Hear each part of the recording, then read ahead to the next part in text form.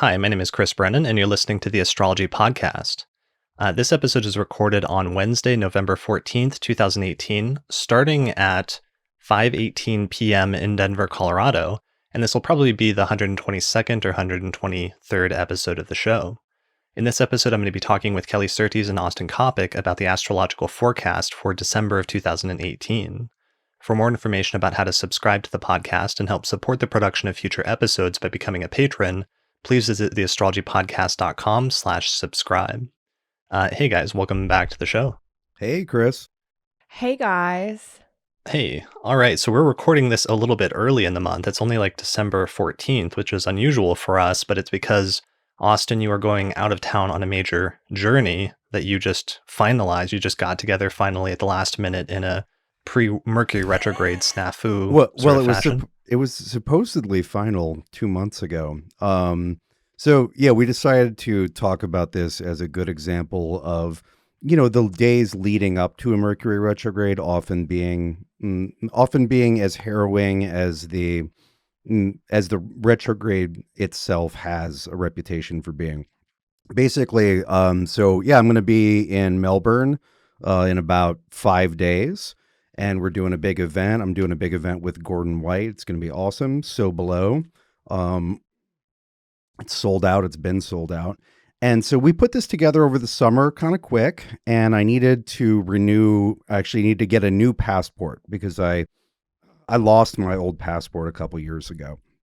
And so, I don't know, about a month ago, a little bit more than a month ago, I ordered the 2 week, like rapid, pay a little extra money, get your passport fast, because Right. I wanted to leave some extra, I wanted to leave room for error, so to speak.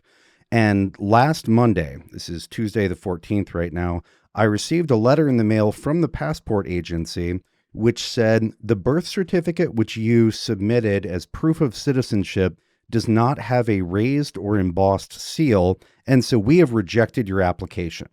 Oh, God. Which is, a real problem, because at that point we already had a sold out event. We'd already bought non-refundable tickets across the world, et cetera, et cetera. Right. And so I went into deep panic, and I called everybody I possibly could. My parents, the state of Georgia, where I was born, the U.S. Passport Agency. And in order to get it done in time, I needed a new passport issued because, I did, but I needed a new birth certificate. Because when I was born in Georgia in 1979, they didn't do fancy raised seals on the birth certificate. So even the original wasn't good enough. So I had to get a new one reissued, but you couldn't get one of those through the mail in time for me to give it to the passport agency and for them to process it and give me back my passport. So I found out that you could do it in person in about 20 minutes. And so I was born in Georgia, and you have to go to Atlanta to do that. And so I was looking at maybe having to book some extremely expensive and last-minute tickets to do that. But my brother, who's in Florida now, made a heroic 8-hour journey north the next day. Got my birth certificate because he's related by blood. You can have your mom, dad, children, or siblings get your birth certificate, and then overnighted that to me. I got that last Friday, and then I just got back from Seattle, which I flew to for a Tuesday appointment with the passport agency. There are only a few. The places where you can actually go in and talk to somebody for a passport are states away. Like there isn't one in Oregon, and you can only get an appointment usually if you're I think you're going to fly within 8 days or something. And so I'm flying in less than that. So I went in there, and they didn't. When I talked to the passport agency on the phone, they were like, yeah, we're not sure what you need to bring, and we're not sure what they're going to be able to do for you. Okay. Right? And I'm just shitting my pants all week long. Right. Because you have this huge trip that's been scheduled out for months. It's literally, I was saying earlier, it's literally like a nightmare of guilt and shame where you ruined everything for everybody. Right. But I went in, and yesterday I got the passport. And it was actually really easy, and I I don't know how to put it other than if you can imagine unshitting your pants. Right. That's a great Mercury retrograde story. And even though Mercury's not retrograde yet, it's actually getting ready to station here really soon. Oh, it's so already close. It's so close. It's in the pre-retrograde shadow phase, which it actually entered.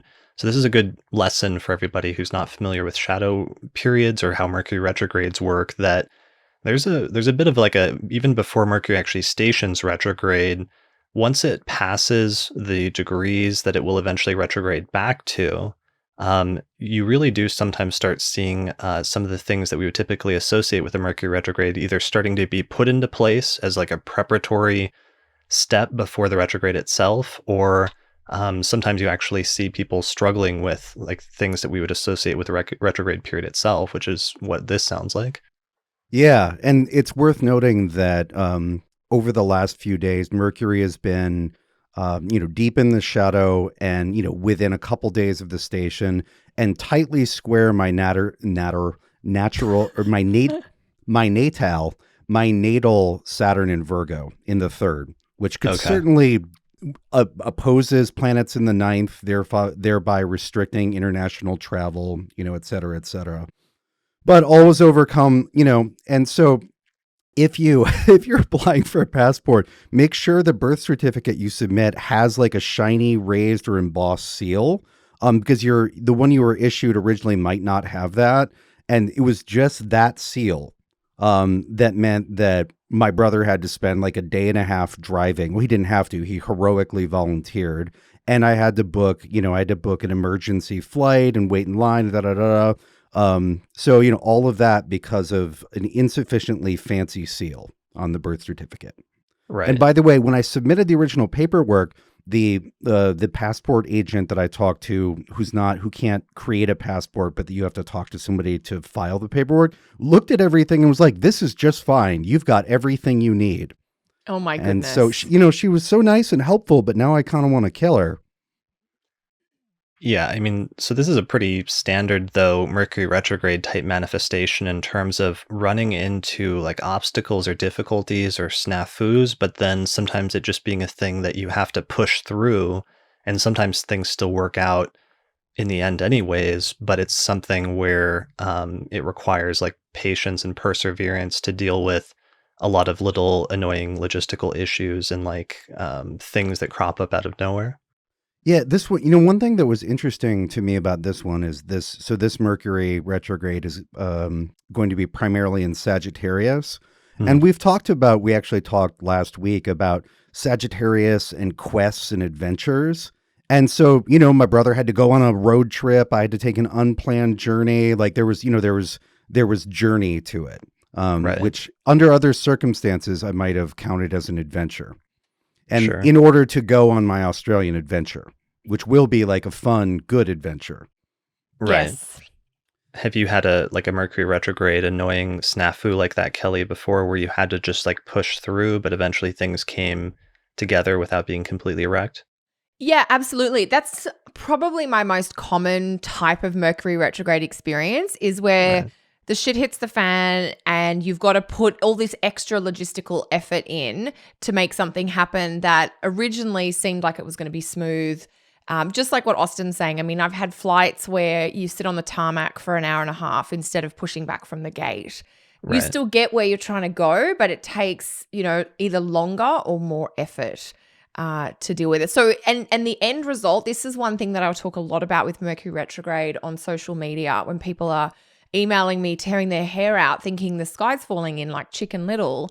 Mercury retrograde, it's not a terminal thing. It usually won't prevent what you're trying to do.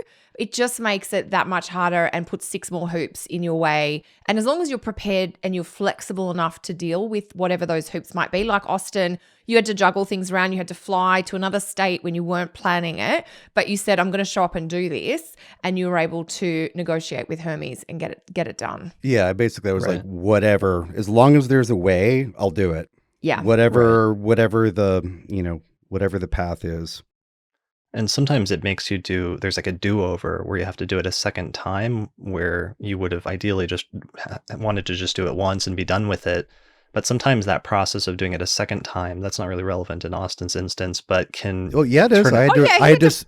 I had to submit a birth Two certificate a applications. second. Right. Yeah, I had Well, literally no. had to give them my picture again. I had to give them my birth certificate again. I had to do everything again. Totally. Yeah, and you had the do-over, but I'm saying that sometimes the second do-over can be better than what you would have done during the first time. And I've learned that sometimes there's like those there's those Mercury retrograde instances where there's like a point to it, and you come out of it perhaps stronger, having persevered and having pushed through to the other side, where the process of having to do it a second time sometimes makes whatever you do better because you put more thought into it and because you've had the experience of doing it once already.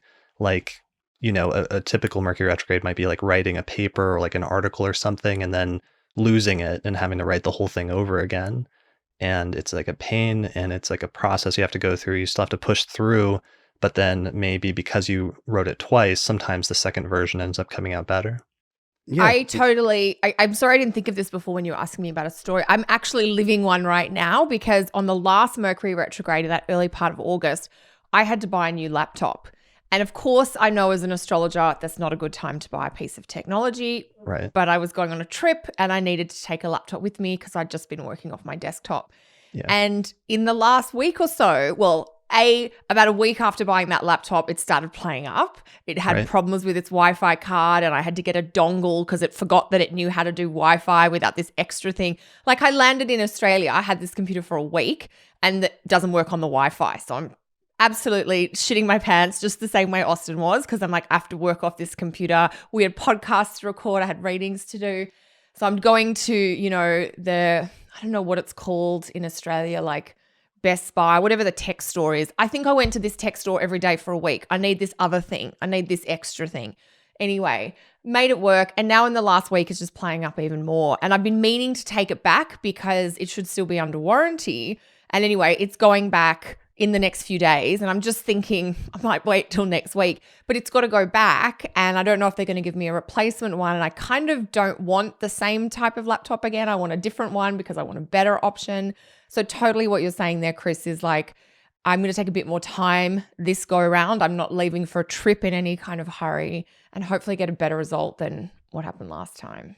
Yeah, although the part of the lesson that's important, I think that more advanced astrologers learn is you still have to do it. Like you still have to go through the motions and just go into it knowing that there might be some hassles and there might be some delays, there might be some do-overs, but you don't not most of the time, especially if you're in a situation where, like in Austin's case, it really demanded it. You don't put off doing it or you don't avoid doing it. You just try to go into it with the awareness that there might be some additional things that you have to do. But sometimes you just have to do what you have to do, and you can't just like completely stop living your life just because Mercury's gone retrograde or Venus has gone retrograde or something like that. You can't. Right. Yeah. Although, I mean, there are things that I'll just I will arrange in my schedule so that I don't have to do them until Mercury is direct again. Oh, and yeah, a lot of totally. times, okay, so there are the mandatory adventures like the one I just had.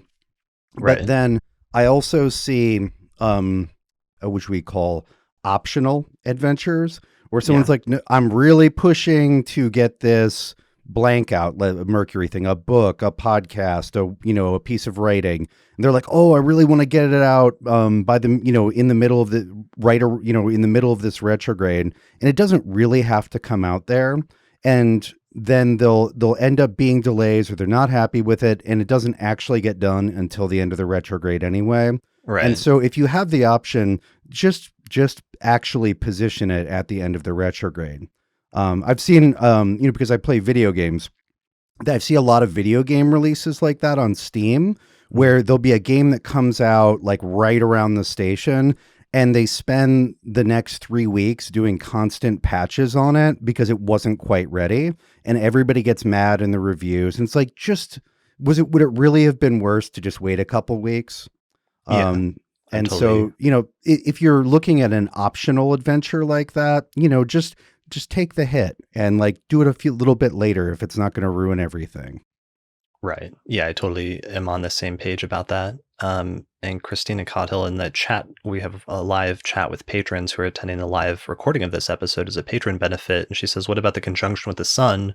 good time if you must. And yeah, actually, honestly, I always find that halfway through the retrograde cycle, when the retrograde Mercury conjoins the sun, which is the halfway point of the Mercury retrograde, that really is like an important turning point in the retrograde phase. And oftentimes a lot of the more negative or problematic things that we often associate with the retrograde start to quickly dissipate after that point. So that if you have to like do it somewhere within the retrograde cycle, if you can get it more towards that conjunction, that might be a good idea. Yeah, after, then or after. I mean, the thing is, people talk about that Cazimi point and its value, or it being special, and it is special, but it's much better for clarity of action and interior clarity than it is like a super good election to do things. Like, it's not a great time to send out a letter. It is a good time to write something. Like, your writing will be better that day, most likely, but it's not as good. Because I've tested this for years. Because I was like, so it's good, but how is it good and why is it good? So I don't know. No, I think I agree with what you're saying, Austin. And I think symbolically it's very congruent, because when a planet is Cazimi, yes, it's in the heart of the sun. It's the oasis part of the combustion period, but it's still an invisible sort of thing. It's still working in the intangible realm or the unseen realm. So it's not so good necessarily maybe for making manifest physical things, or like you said, the sending of the letter, but something about pulling things out from the ethers, whether that's writing down your ideas or there's sort of this reflective process, if you like, that it can bring clarity to that. Yeah. I find like for writing, I find it's great. For just thinking and, clarity about recent events, it's really good. It's also worth differentiating the retrograde Cazimi, which we're talking about, with the Cazimi, which happens when Mercury is direct, right? Because you can have a direct one and a retrograde one. The direct ones seem to be pretty good. They don't seem, or they seem to be noticeably better for external things. But I would still prefer the planet visible and in a good sign, all that. But yeah. It's one thing that's worth noting is after the Mercury Sun conjunction, or when it's retrograde, the planet, Mercury in this case, is every day leaving combustion. The combustion is getting less intense. Right. And whereas on the way in, it's getting more and more burnt up. Yeah, that's a really great point. So it's falling into the beams after it first stations retrograde, and it's like falling almost like gravity from the sun is like, attracting it or dragging it into the sun's beams. But when it makes that conjunction, when it's retrograde with the sun, everything after that point is it sort of escaping gradually the rays of the sun. Yeah, like every day it's better. So, sure.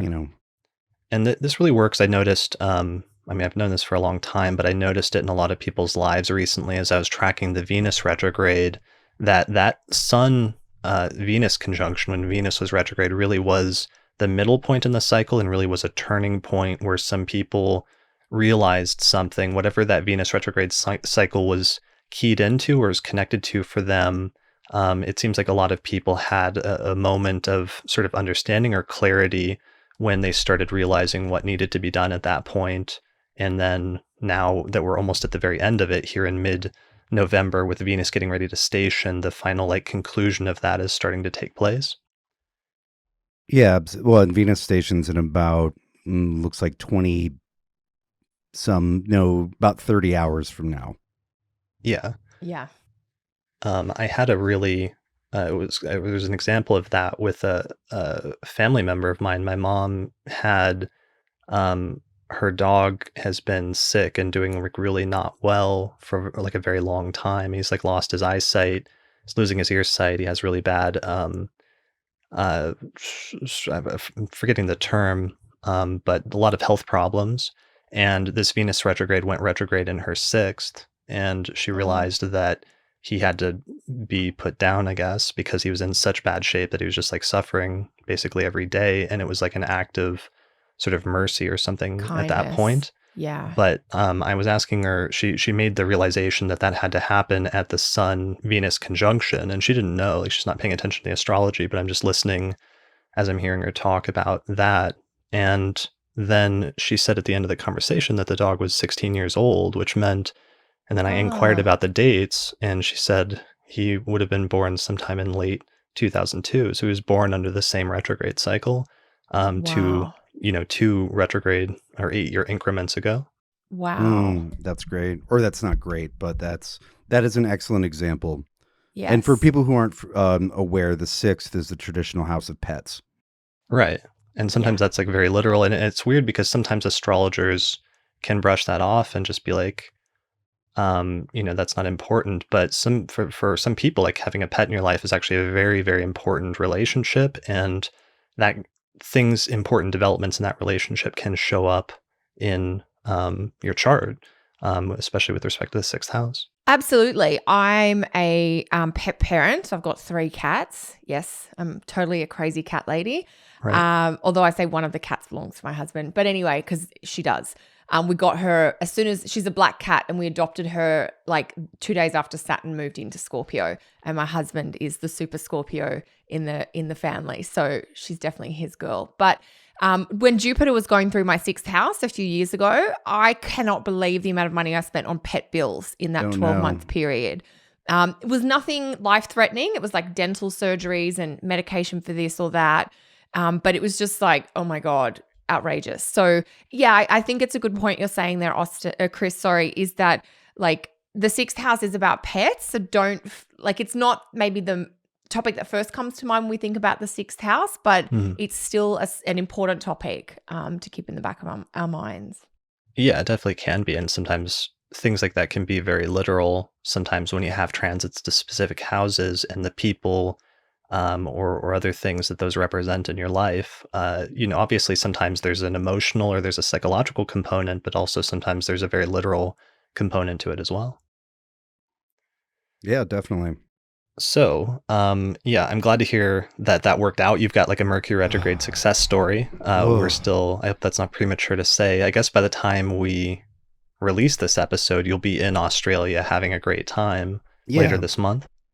Yep. Well, and what's interesting about the, my brief trial here was that I needed the passport to do things that were scheduled while Mercury was retrograde, right? Like the pre-retrograde problem solving were that was for while Mercury was retrograde stuff. Right. Right. So, the precursor. Like if it didn't happen, the letdown or the problem would have been next week. So. Right.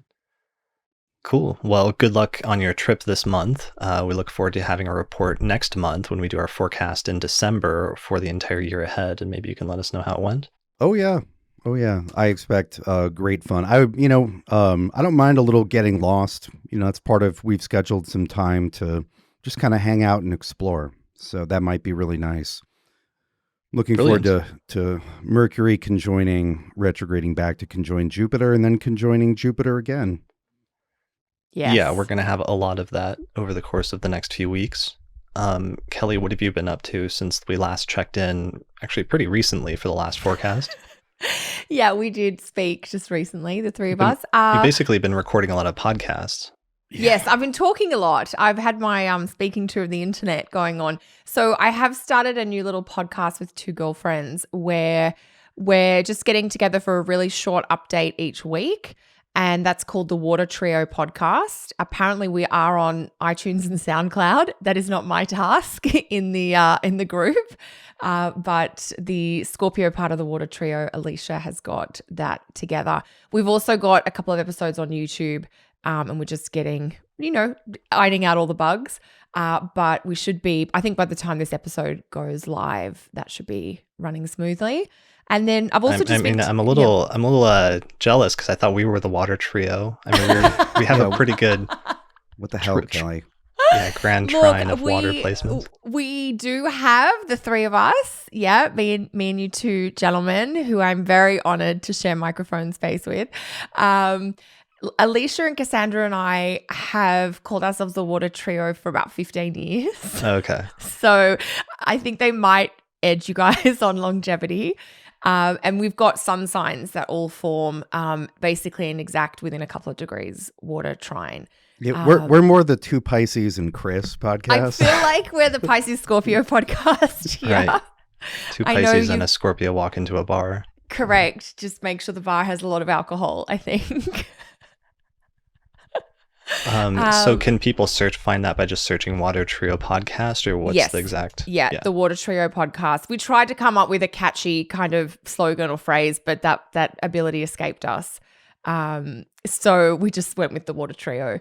And it's just three women having a chat about astrology for the week. Basically, we get together, we each pick one aspect for the week, and then we just talk about it for 30 minutes, and that's it. So it's kind of a quick look at the week ahead. Awesome. Well, I'll put a link to that in the description page for this episode on the Astrology Podcast website so people can find it directly. Thank you so much. Yeah, I can find the link. I can do that part. Yeah. I'll get that. Well, it's so new that I'm searching for it and I'm having trouble finding it. So I just want to make sure people get there where you have it up. Yes, that's a good point. So yeah, that's been and I'm like one of them, because we have this WhatsApp chat, the three of us, and one of them was like, yeah, you're doing a few things. I'm like, yeah, it's all this Jupiter Sag action. So just giving things a bit of a crack. And then just teaching my relationship astrology, that course, that's been going on as well. So, yeah. Awesome. So that's exciting. Keeping out of trouble. I haven't had any mishaps yet. I mean, I might have had one like Austin, but I don't know about it yet. So can stay in the unknown space. And did you have any, Austin and I ended up doing the Cusps episode together because you were lecturing like at the exact same time that day. But did you have any thoughts on Cusps that you felt like sharing? Well, it's funny. I know I was kind of, I intended to listen to that episode before we spoke today, which unfortunately I didn't get a chance to. But of course, almost every client that I've had this week has had like 29 degrees sun placement or 0 degrees something. So it's like you guys have been coming through in my consulting room. Okay. So it's really, I don't know if I have any clear opinions to share, but just knowing you guys have done an episode and this is making me think more about it. And also because I haven't had a chance to listen to it yet. But it was this, and funnily enough, one of the clients who's got a 29-degree sun, she basically said that she thought she was, the next sign around and has only just found out she's actually the previous sign. So she's kind of like, because if you are born on a cusp date and you've never actually looked at your chart, you can quite likely be spending years thinking you're actually the wrong sign. Right. And that's quite a head shift, I think, to get your head around. Yeah, and I mean, that's probably really the origins of the whole modern cusp phenomenon, is just people learning.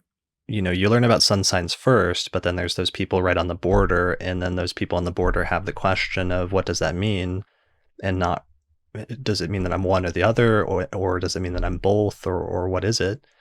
And some of the modern reactions to that have happened as people try to grapple with that question. 100%. And I think the three of us had a little chat off air somewhere about this. And I remember I said something like planets at 29 degrees sometimes feel really hungry, where it's like they can, especially if there's a big change in dignity when they change signs, they can have an impatience or a never enough. Like they can't get as filled up as they want to, or as they can kind of anticipate they might be able to be. So like off the top of my head, like Mars at 29 Libra, for instance, that's going to have a massive dignity change when it moves out of Libra and into Scorpio. So it can be really hungry or restless or never satisfied, I think, for planets at 29 degrees. Sure.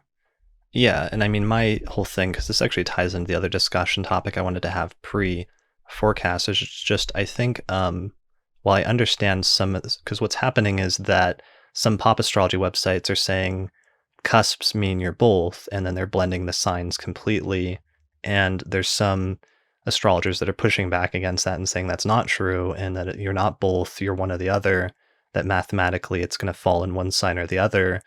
But I almost felt like the pushback against that was almost like too strong, and people were being like overly dogmatic about saying cusps aren't real or other things like that. And I just wanted to have a more nuanced discussion, and that's what Austin and I ended up doing in order to sort of explore that issue and look at both sides in terms of some of the different possibilities.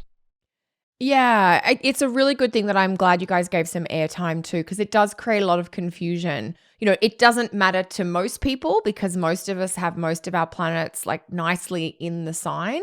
But, there's a transition point, the 29th degree, the 0 degree, it's new or different. Sure. Yeah, I'm looking forward to your reflections on the conversation we had, because we both dug up a lot of really good stuff, a bunch of textual references from all over, and there's a surprising diversity of opinion in the traditional literature. Yeah, I feel like you guys would have done a great treatment of this. Like, you've almost basically done a research project that we all get to benefit from.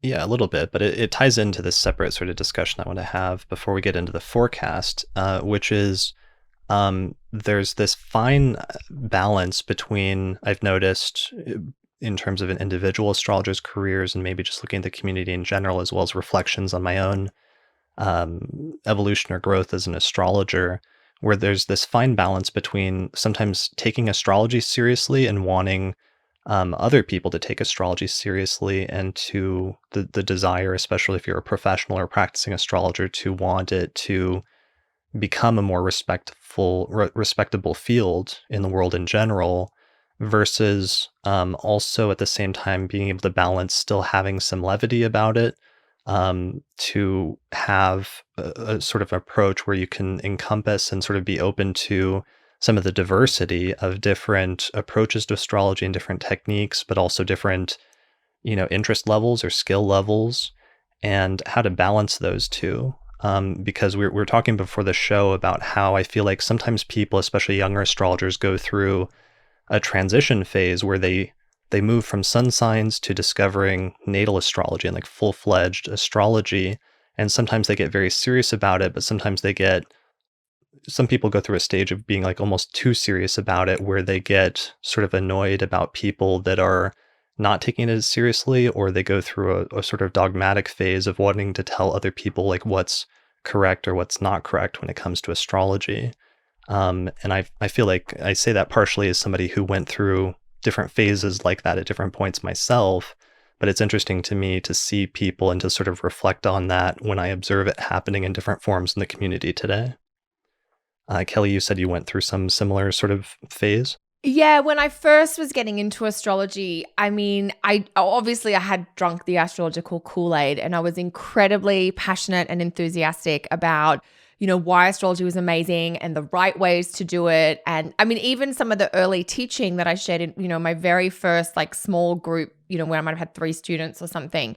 And I'd be like, no, this is absolutely like this and this. And and then your understanding of astrology kind of evolves. And I know for me, as I got more comfortable in it and more maybe secure in my knowledge of the craft, not in an egotistical way, just not like I know everything, but more like I really know this piece that I'm working with, I became more open to nuance and certainly less kind of rigid or dogmatic around trying to make everyone else do it the way that I might have thought was the way I'd been taught. So I think it's funny because now I see this, it comes from a very genuine place of like huge enthusiasm and passion for astrology. And Right. I see this now in other people when they're getting started, that it can be very much like, this is the exact way to do this specific thing. And it's like, well, I'm not sure that's the case, but I totally love the enthusiasm that you're bringing to this debate, basically.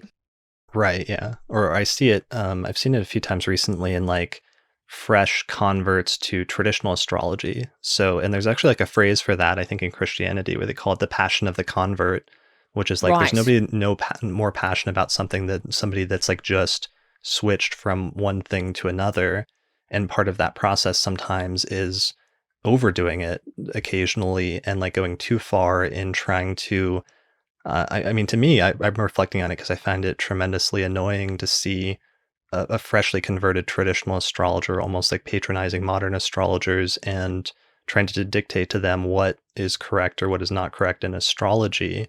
Because even in the instances where I agree in some instances with what they're trying to say or what they're trying to convey, there can be this sort of dogmatic or this arrogant sort of attitude that's sometimes adopted that's unnecessary or is not coming from like a great place necessarily, even if their attempt is actually coming from excitement or is very genuine, as you said, Kelly. Yeah, I think it's just working on that delivery, which is something that you do figure out over time, for sure. Sure. Did you ever, Austin, you said your transition to traditional was much more gradual or wasn't like No, not rocky? really.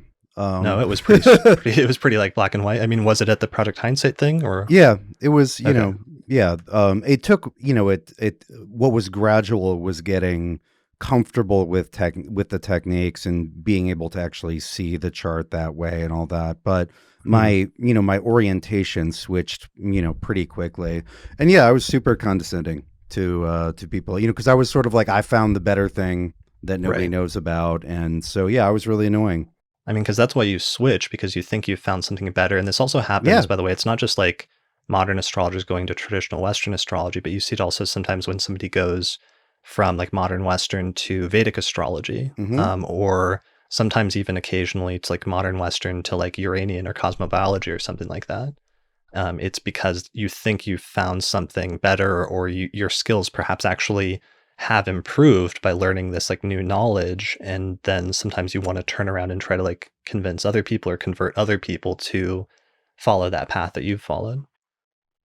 Yeah, well, I think that by definition, if you've been doing one thing for a while and you know how to do it, and you learn how to do another thing, then by definition, you know more than you used to, and you know Right. more than just the thing that you've been doing. And yeah, I think it is a how should we say, like a mistake of excitement and wanting to share and be like, no, there's more. I know that I feel that way, with technical distinctions. And I'm like, yeah, but what about this? You need to add this to it, et cetera, et cetera. But yeah, it's easy to, I don't know, communicate poorly or to just be taken by your own enthusiasm. And sometimes when a new lens is clicking into place, you're putting a lot of energy into seeing things from that angle and using those techniques. And you kind of, you're so invested in that it's easy to forget the value of what you previously knew. I've had a little bit of that this year, spending so much time with Vedic. There've been a few times where I was so excited about what I could see with the Vedic techniques that I was sort of like, oh, maybe what I've been doing isn't very awesome. And then I would do a reading with the techniques I've been using for a decade. And I was like, oh no, this is awesome too. And I would be reminded of the value of, what I've already done. But I found it distracting. I was like, oh yeah, no, this is new and this is amazing. And I've never been able to look for and find exactly this kind of thing before. But so, it happens. Yeah. I mean, I think it's a necessary process to go out on that journey into and maybe fully adopt and fully dive into some approach or some technique or something, and to fully embrace that and learn it. And even sometimes that involves rejecting or forgetting about things that you originally learned or thought were true as you envelop yourself in that and embrace it. But then eventually, I feel like at some point you end up coming around full circle and seeing that there may have still been some value to the other approaches or to your original one. Um, I don't know. I feel like I see a lot of astrologers like that do that full circle thing, but it's interesting observing somebody that's still very early on in that process, I guess.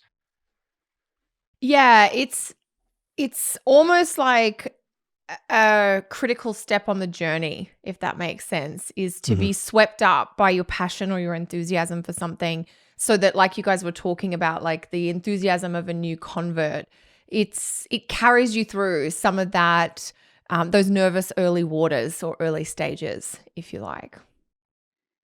Right. So the other side of that is sometimes that I get annoyed about when I see it is like antagonism against, let's say, pop astrology or quote unquote like so-called lower forms of astrology from more established either practitioners or from students of astrology that are getting into more advanced forms where 10 or 20 years ago this would be the let's hate on sun signs because that's not real astrology thing once you've learned about birth charts, because obviously once you get into birth charts, you realize that astrology is actually very complicated, and sun sign astrology is somewhat simplistic in its presentation of what astrology is and what it can do. But even more recently, I see that now that the level of the astrological discourse is starting to be raised in the general populace, and people now, it's more common to know about your sun, moon, and rising. Sometimes even that is sometimes met with like scorn from astrologers that are a little bit more advanced that are saying that that's too simplistic or that's not all there is or something like that. Yeah, I mean, it's interesting because There are different stages that students go through. And one of the first stages when you cross into kind of real birth chart astrology is to focus on that sun, moon, and ascendant. So in some ways, I think there's got to be a little give and take for where people are at or where they're coming from versus that expectation that everybody is where you're going to be, if that makes sense. Right, exactly. And I mean, to me, I'm just so, because this whole discussion came up because what happened was last night, there's like one guy that posted his picture and like his rising or his sun, moon, and rising on Reddit. And then within a few hours, like a few other people started doing it and it snowballed like immediately. And suddenly there's like 100 people posting their picture and their sun, moon, and rising all over the front page of the astrology subreddit, which is our astrology on Reddit. And this has never happened before.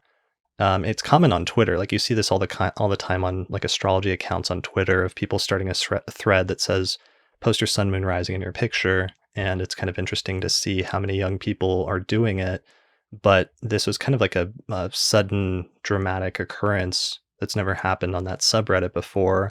And I thought it was kind of like interesting and endearing to see how many younger people know their rising sign and are into it on that level at this stage. And I was kind of fascinated by it and thought it was cool almost purely for that reason. But by the morning time, there was this huge pushback of people saying, oh, I'm not going to subscribe to this subreddit anymore because it's just low level astrology and everyone's just concerned with their self or it's egocentric or something like that.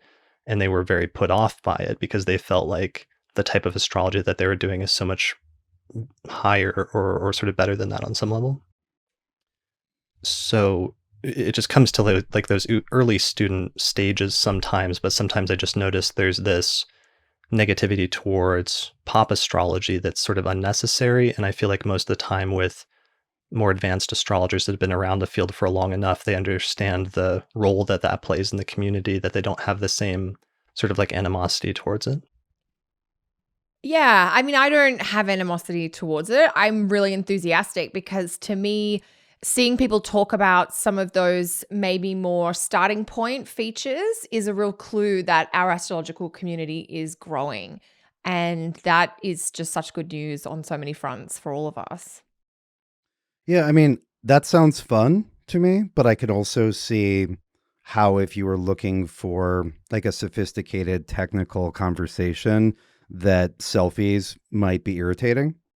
Oh yeah, I can totally see, and I could see if I was still in my like early 20s or late teens, I would have been the first one that would have been railing against all of the lame like selfie posting when we should be talking about how we've just discovered these 2,000-year-old techniques that can like predict a person's like future and destiny like 50 years in advance, and we're using it for like appearance or character analysis or something like that. I guess I'm just reflecting on my own process as an astrologer and growth as an astrologer over the years.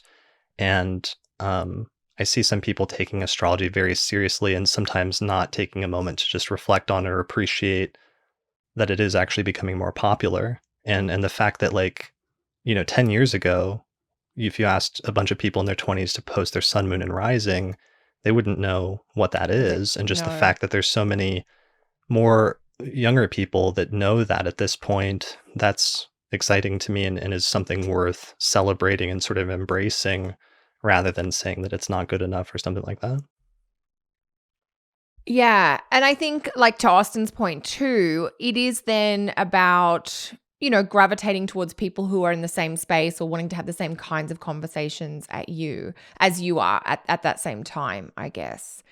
Sure. And just looking I mean, for and that. you can do that, but then also that's kind of sad to me sometimes if more advanced astrologers wall themselves off from that larger discussion or never engage in, I don't know, the more lighthearted sort of manifestations of astrology, that there's a wide different sort of diversity of different ways that astrologers or people use and incorporate astrology into their life in ways that are often very beautiful and very interesting, even if it's not necessarily your cup of tea. So I almost don't want astrologers to just like wall themselves off by going into closed communities where they only see that specific type of astrology and they only interact with astrologers that are doing it at that same level necessarily. Yeah, the cross-pollination's important. Yeah, I mean that's fair, but like if you, I don't know, like Chris, if you and I were hanging out with a group of people who were, at in the sun moon rising space, and we started talking about, I don't know, some, absurdly technical, obscure thing. Like we started talking about the mechanics of zodiacal rising and this and that. Everybody's eyes would glaze over. Like there's not that much cross pollination that can happen there. They're not going to be like, the person who's just gotten their sun moon rising isn't going to give us an amazing insight into how that technique works on the third level periods. And unless we want to sit down and explain for about 2 hours how the technique works, they're not going to get anything from our discussion. Totally. It's like, there's a reason that like the popular physicists like Neil deGrasse Tyson don't talk about physics. They just talk about ideas. They don't like sit down and go through the math of how we got this, why we think there's a black hole here. And, it's boring if you're not, if you're not that deep, it's boring. And I'm not going to be able to tell a theoretical physicist much about the equations that he or she is, or they are looking at, And so some quote unquote segregation or, selection into different little communities is inevitable and useful because it's not fun or interesting when you're in very different places. And I wouldn't see that as necessarily a problem, but it seems like on Reddit, for example, or on Twitter, we have these sort of shared public spaces where it's all kind of one amorphous thing where some people are trying to have, one kind of discussion and other people are trying to have a different discussion, but it's all astrology. So it kind of gets mashed up together. Right. Yeah, that's true. And it would be weird if we were having a conversation about some advanced timing technique and somebody came up and started talking to us about their sun sign or something like that. Or occasionally, like, a newer astrologer, if they try to present you with like their birth chart and ask you to read it just like as a cold call or cold reading or something like that. So that's a fair point. I don't know where else to go with that. That's pretty much the end of that thought. Yeah, I mean, we've aired some good points, I think.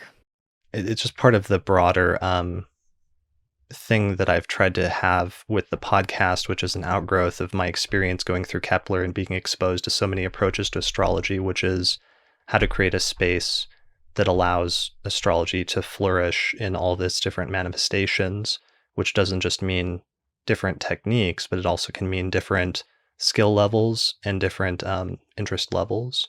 And I don't know, there's just something about that in the community, because it also matters in terms of when new people are coming into the community, what are they met with? Are they met with open arms and like people that embrace them? Or are they met with people that say your knowledge of astrology or approach to it is not good enough because it doesn't accurately reflect my approach or my skill level? And I'd prefer people not to be met with the latter, because I think more people would be turned away in that sense or with that approach. Yeah. Anyway. I mean, I know for me, that's where I'm going to try and be welcoming and curious. Oh, you're new, and you might use the sun, moon, whatever, ascendant as an icebreaker. And then if I want to pick someone's brain about a really intense technique, I'll just kind of try and corner them privately and ask them 200 questions probably. Right. Sure.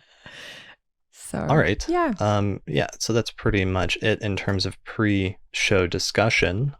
So why don't we make a transition now and get into the forecast for December?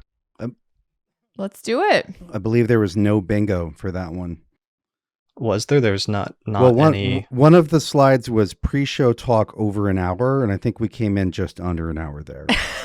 Yeah, 49 minutes, 48 minutes. Do we want to give the shout out to Lisa for creating the bingo? Because we said we would touch on it on the forecast show.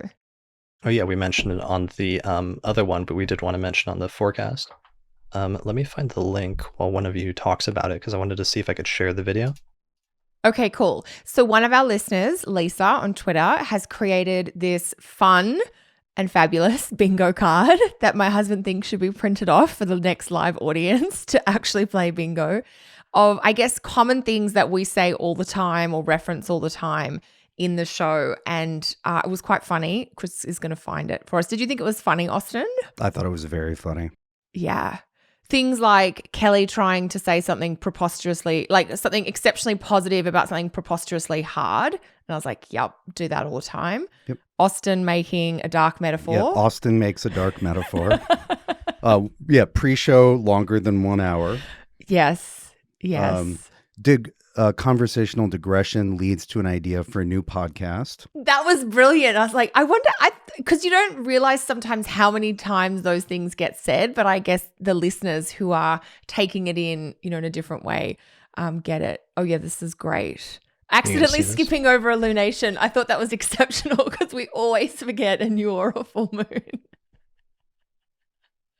Yeah, Chris responds to a lengthy pronouncement with "all right, so." That was very good. Yeah. And then long digression. Yeah. And then I think I've been sharing more about my chart. So that's probably going to make that bingo square easier. Right. Quickly quashed reference to Kelly's natal chart. His bottom right corner, thinly veiled dirty jokes, which is Austin and Kelly's forte. Kelly Chris, finds are you trying to pretend you're really innocent here? A little bit, but at least in terms of you guys making jokes, especially before we were recording here, I've got to sometimes try to keep you two on the straight and narrow. Yes, you do a good job. I do what I can. Yeah, I mean, it's PG-13 at the worst. At the worst, yeah. This is definitely not full capacity. Yeah, but anyway, so thanks to Lisa for making that. It's really awesome. I retweeted it on the Astrology Podcast Twitter account, and then you could find Lisa's account there as well, if that's probably the easiest way to do it. Yeah. Cool. So that was fun. I don't know. It was just kind of cool. I've never been a bingo card. I've never been part of a bingo card before. No. That I know of. Yeah, if anybody, anyway, we all loved that. If anybody makes stuff like that, let us know, especially through Twitter. That's the easiest way, or send it in, and I'll probably retweet it because it's always fun to see stuff like that. And Christina's mentioning, thanks for mentioning that, Christina, in the chat. She asked when I'll release the 2019 planetary retrograde calendars. So I wasn't sure if I was going to do posters again this year, but I actually decided to, I think. So we're trying to finalize the design, and the designs have actually taken a little bit longer than I had anticipated, but I'm trying to finalize them and get things printed up now. So I actually did want to share a preview of one of the posters. So here is a preview of one of the posters, which I'm calling Planetary Alignments 2019. So I'm doing the final proofs, and I just did a test print a few days ago, and it came out really well. So I'm hoping to have these printed up soon. There's also going to be a 2019 version of the Planetary Movements calendar, which is like the circular calendar that shows you where the planets will start at the beginning of the year and where they'll end, as well as what signs of the zodiac they'll retrograde through if they do go retrograde during the course of the year. And then we're going to release that, I think, in a package with one other poster, which is a really nice, high-quality depiction of the zodiac, like a poster of the 12 signs of the zodiac and their planetary rulers, which is the same image that we used in the recent Zodiac series for part 1 and part 2 when we went through the meanings of all 12 signs. So, this is really pretty, Chris. I like it's distinctly different from what you have done in the past, like the font and the color scheme. I think it's much prettier. My Venus was all over it. I loved it. Yeah, I'm really excited about it. Paula did most of the design, Paula Bellomini, and then we had the background. The background is actually a commissioned piece from Jack Cusimano, I hope I'm pronouncing his name correctly, who is an astrologer, but he also does animation as part of his background career as well. Wow. He's an animator on a lot of really big shows, but he actually did this amazing illustration for us for the background. So I'm pretty excited because it looks nice here, but it actually looks even more brilliant in print when it's on the actual poster. So hopefully by sometime in December, hopefully by the next forecast episode, I'll be able to make an announcement about ordering those or where they'll be available and stuff like that. Excellent. So this is a teaser. This is like, Yeah, save the date. They're coming. Give us a few weeks, and then you'll have shipping info and ordering info. exactly. So I'll release that through the podcast website. Patrons, of course, will find out about it, right away first, but I'll probably make some announcements during the episodes in December once I get it together and I'm ready to do. I mean, last year shipping those out was just crazy, so I'm not necessarily looking forward to that again, but I'm hoping to figure something out in the next few weeks. Excellent. Yeah, I'm excited. That looks beautiful. All right, awesome. Well, let's transition to the forecast then, since we're now 56 minutes in, so we're about to fill in one of Lisa's bingo squares if we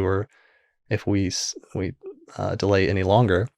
So, let me pull the chart up for December and share it with you guys for those that are watching the video version.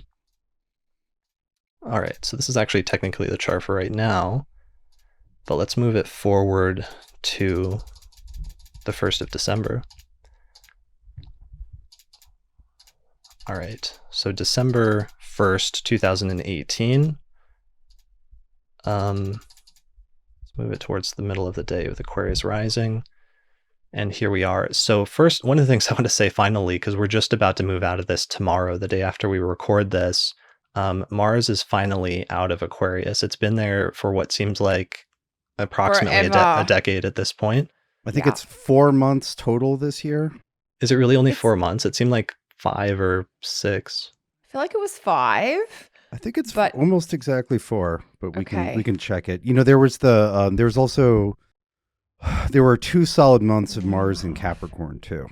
Yeah. Okay. Actually, right, no, there was. Maybe there were even 3. 3. I think there were 2 of Mars in Capricorn. I'm going with 5 months. Okay. Well, because Mars went into Aquarius like mid-May, right? And it was in Aquarius until like the 13th of August. Yeah, May 16th, Mars first went into Aquarius. So that's 3 months. And then it went back into Aquarius on like the 11th of September. Right. And it doesn't leave until the 16th of November. Okay, yeah. That's 5. 5. It's 5 out of like the last 6 months. Well, and then 3 in Capricorn, so not a lot of variety. All Saturn ruled since like March. Yep. Which is just bizarre because now it's going to spend like a month in Pisces and then it's done. So it's going to go into Pisces November 15th and it's out already and into Aries by December 31st. And it's still 6 weeks. Yeah. And it's still moving kind of slow. I don't even think it's back to full speed yet by that time, is it? That's about normal. 6 weeks is pretty standard, I think. Okay. Yeah.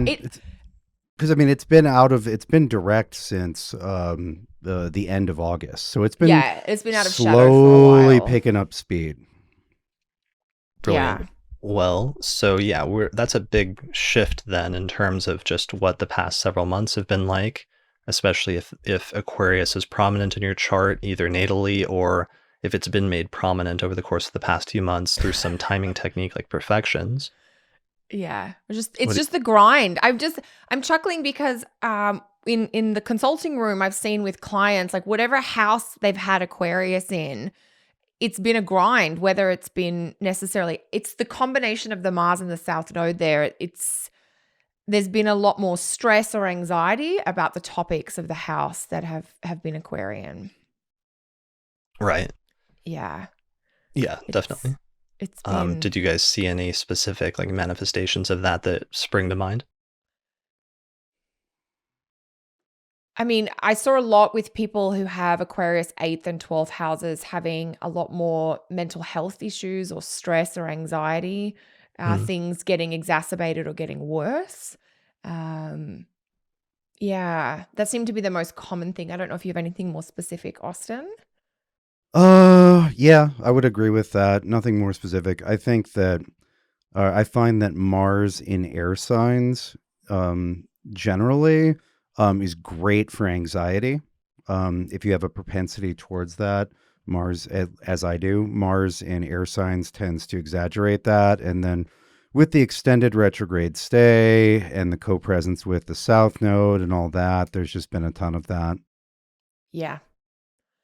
So it's not necessarily that I'm like, oh, Mars in Pisces is amazing. It's just different. And I just feel like I would just like something to be not Mars in Aquarius or not Mars in a Saturn sign. Just for Yeah, 5 minutes. it's just bizarre for it to be, for Mars of all planets to be just sitting that somewhere for so long. Well, 'Cause yeah, Mars, he spent 5 months there when normally he spends 6 weeks. That's just yeah. a And even just massive like, emphasis. even just energetically, like Mars is usually like quick, sudden Yes. things. Even when it's negative, it's like something that happens fast and happens suddenly or unexpectedly. And that's what's such an anomaly about the retrograde period is it's just like sitting on some part of your chart for a very long time. Yeah, Mars has the greatest difference in speed at different parts of its cycle. No other planet has that much of a difference, right? Because Mars is, Mars basically becomes Saturn during part of the cycle, and Right. then starts zipping along again. Yeah. Yeah. So looking at the chart, I mean, that's one of the big things that I notice right away. Of course, we're also now getting more firmly into Jupiter and Sagittarius at this point. It starts out at the beginning of the month. It's already at 5 degrees of Sagittarius. So this is, our first full month of Jupiter and Sagittarius, even though we had most of November with that as well. Let's see, what else is going on? We're about to hit the tail end of Venus. It looks like Venus starts out December 1st at 29 Libra, and it's about to make its way back into Scorpio. So we're at the very tail end of all of the Venus retrograde stuff, finally at the beginning of the month. Yeah, within the first couple of days of the month, Venus returns to Scorpio and Mercury returns to Sag. Both of them, sorry, I beg your pardon. Mercury slips back into Scorpio. I beg your pardon. That's on the 1st, I think, and Venus comes back into Scorpio moving forward now. And so it's sort of an interesting shift with those two planets. Venus is going to spend most of the month in Scorpio. So we do have Venus and Mars both in water signs for the month of December, primarily, for the most part. So that's a bit of an interesting thing to keep in the back of our minds. What degree did Venus station retrograde at again? 10? 9? 10. Austin, gold star. Bingo. Austin. It looks like Venus makes it back to 10 degrees Scorpio around December 17th. So that's when Venus will actually leave the her shadow. sort of post-retrograde shadow phase, and that retrograde period will be more or less completely over at that point. Yeah, and Excellent. Venus is nice and high in the eastern sky by that point, in the pre-dawn sky. We're back to a normal Venus rather than the sewer ordeal Venus. Yeah. And so, there's some of those themes just with Venus and Scorpio, but this is a Venus that is literally rising higher in the sky every morning and getting brighter every morning. And so it's going to be dealing with the same degrees and therefore some of the same themes and material, but it's about elevating it rather than sinking down to the nadir, to getting to the bottom of it. There's a very literal verticality to Venus's cycle, and the retrograde portion was the sinking down, getting to the bottom of it. And this is the same space, but it's rising up and perhaps pulling some of it up, or just rising above the things that pulled you down before. Brilliant. Totally. So we're going to be able to go out in the mornings here for a few weeks or a few months. And if you look out before sunrise, you'll see this really bright sort of whitish star rising over the eastern horizon not too long, maybe an hour or two before the sun does. And that's actually going to be Venus. Yeah. Yeah, I always say when you're looking to spot Venus in the sky, she looks like the twinkle, twinkle little star. She looks like that sparkly, very bright light that we imagine all the stars look like, but of course they don't. And she's in the morning star Venus is more of an independent style of Venus. So I think as you're saying, Austin, like Venus is rising in the sky, so there's an increasing sort of energy here. But I wonder if there's something there around like gaining confidence or gaining independence just from that phase relationship that Venus has got there. Yeah, definitely. And it's also The morning Venus is more assertive. Mm. It's going at, it's the passion to do what you're going to do. Yeah. Right. Like evening Venus is more cooperative partnership. What do you think? Whereas, morning Venus, and so, in some of the old texts, they say, okay, so morning Venus is relatively masculine and evening Venus is relatively feminine. Yes. And what they're saying with those terms is, assertive, self-oriented, and using that Venusian energy to shine with what you're doing, or using that Venusian energy to cooperate and partner. Yeah. So there's Brilliant. that.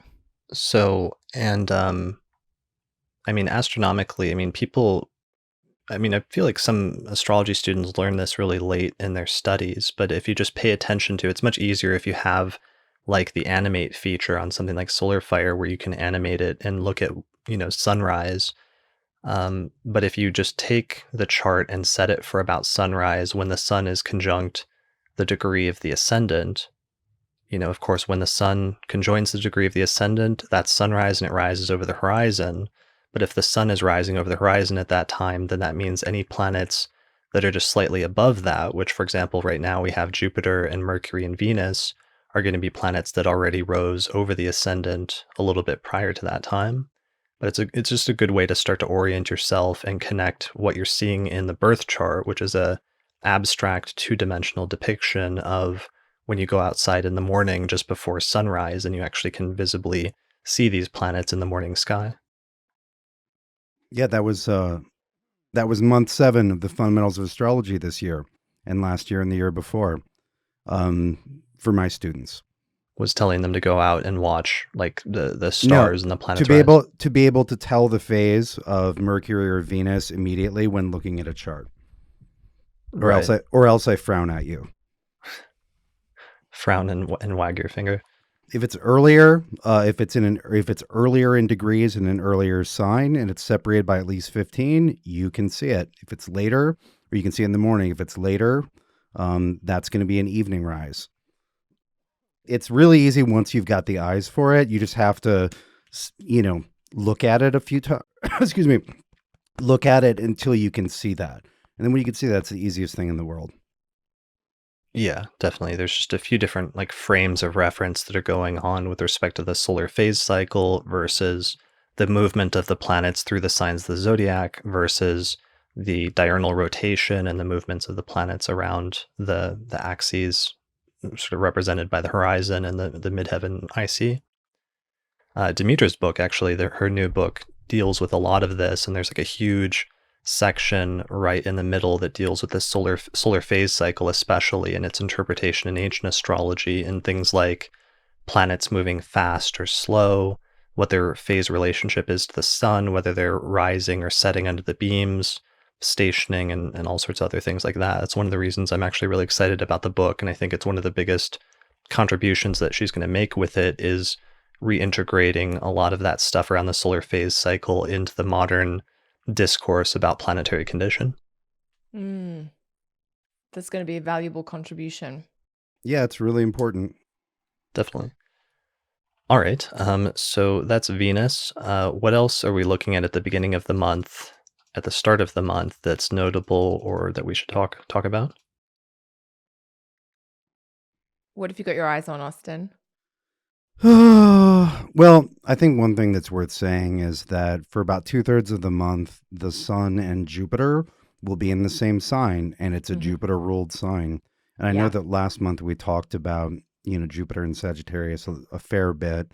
But in a sense, we've got like 20 days of getting to know Jupiter better and getting to know Sagittarius itself better, because having the ruling planet of a sign, in this case Jupiter in Sagittarius, makes all of the characteristics of the sign shine that much brighter. They become very obvious. And in this case, these are rather positive characteristics because we're talking about Jupiter and a sign ruled by a benefic. And I guess also on the topic of horizontal factors and when you can see stuff and when you can't, Jupiter, the Sun-Jupiter conjunction is in late November, but by the middle of the month, we'll be able to see Jupiter in the east with Mercury and Venus we'll be able to see Jupiter for the first time in Sag. And so when a planet's light becomes visible like that, the things that were brewing while it was invisible start to become really obvious.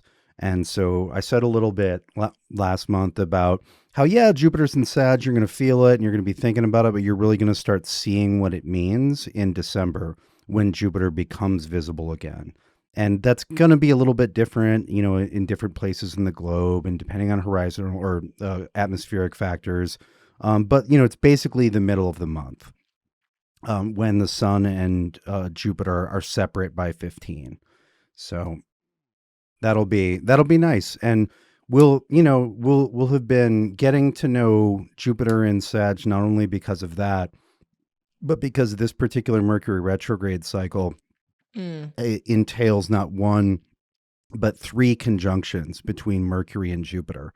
The first was in, I think, early November in Scorpio, and then the second was in late November in Sagittarius, and there will be a third conjunction between Mercury and still relatively newly ingress Jupiter in Sagittarius. Yeah, I'm definitely excited for that to come up. I'm just trying to look at the date. The 21st on the solstice. Yeah. Mercury conjunct Jupiter. Because I know it's crossed different signs. We've had Mercury conjunct Jupiter in Scorpio the first time, second time while Mercury's retro in Sag, and then the third time Mercury's direct in Sag with Jupiter there. It does create this really interesting 3-part process that is different from but connected to the Mercury retrograde itself.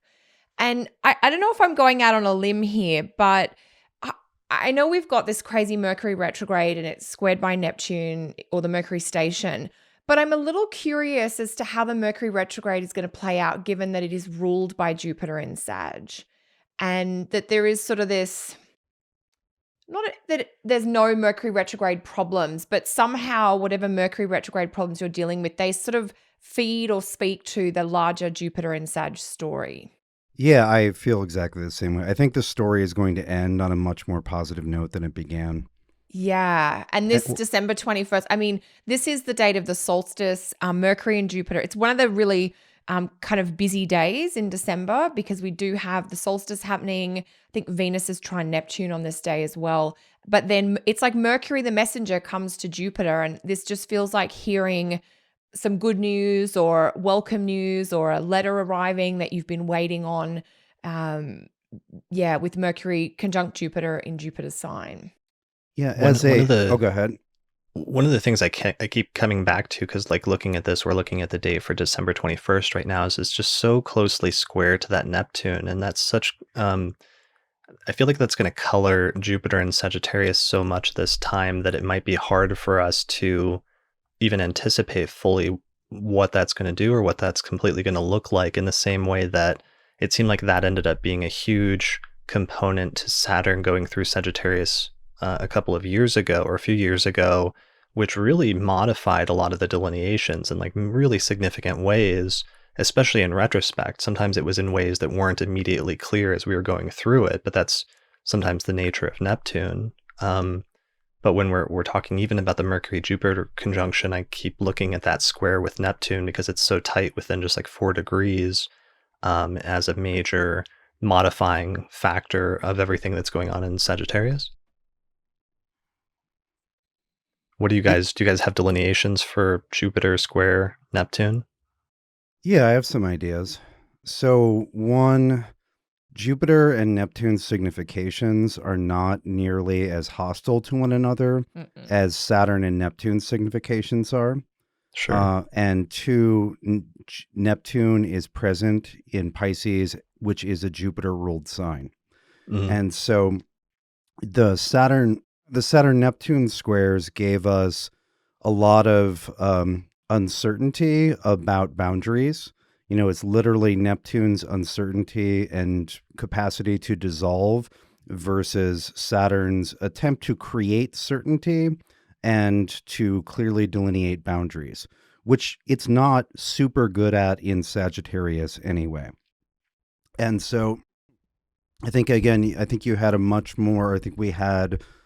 much more hostile situation there. I think what we have with Neptune being square to Jupiter, or Jupiter being square to Neptune for a lot of 2019, is we have sort of there's a capacity to go from realistically positive with Jupiter in Sagittarius to slide into fantasy land.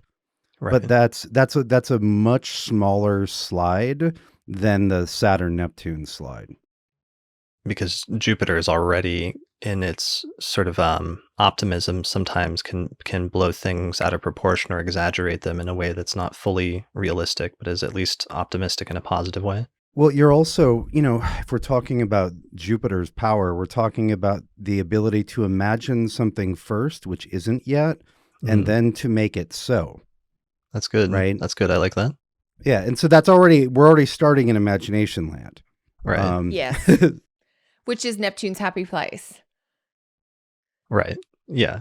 Well, and it's good to point this out, I think, because one of the things I was thinking about with December, we've got Mars joining Neptune in Pisces and a bunch of planets, Mercury, Jupiter, and the Sun spending time in Sag.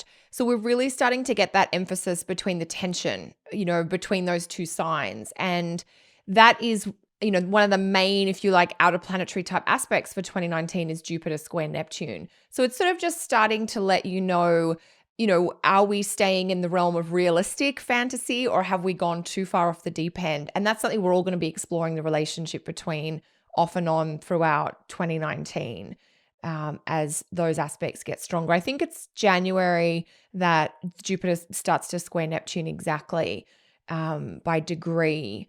And so it's just... It looks like January 13th or 14th is the first exact square. Yes. Yeah, that makes sense. So I agree with what Austin's saying around there's more of an affinity, or,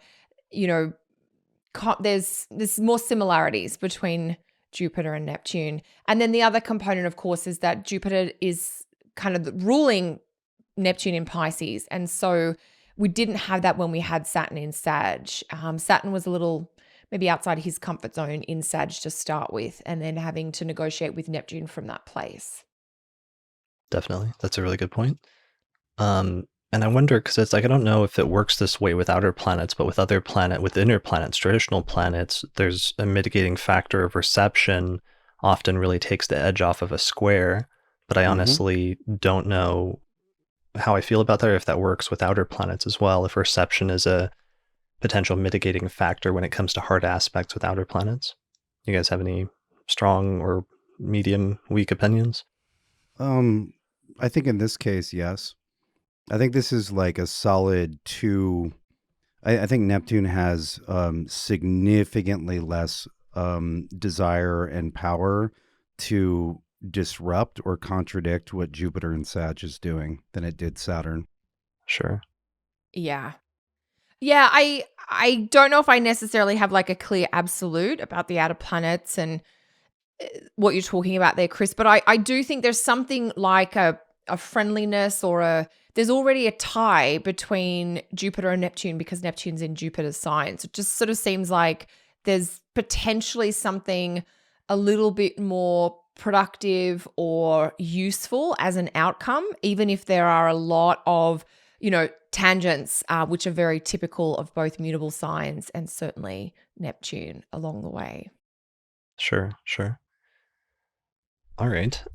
So I guess we'll be talking about that a lot more, since this is probably going to come up. That's going to be one of the major, like, mundane outer planet aspects that's going to get activated presumably at least 3 times next year with Jupiter squaring Neptune. So I'm sure 3, Kelly? Yes, we do get Okay. 3. Yeah, I think right through until September, but I'll double check. So I'm sure that's going to make a major, become a major focus in our yearly forecast, which we're going to do next month. So I think we can save some of that discussion for then. Before we get completely off track with just like the initial sort of chronological giving of dates that we usually do. So on December 1st, we have Mercury retrograding back into Scorpio. We have Venus ingressing, moving forward from Libra into Scorpio on December 2nd. And then the next major sort of event that happens is we have Mercury stationing direct in late Scorpio on December 6th. So we have the closing down of the Mercury retrograde period that we're experiencing here in the second half of November. And then eventually in that same week, we have a new moon in Sagittarius on December 7th. Yes. And Mars conjunct Neptune on the same day, I think, December 7th.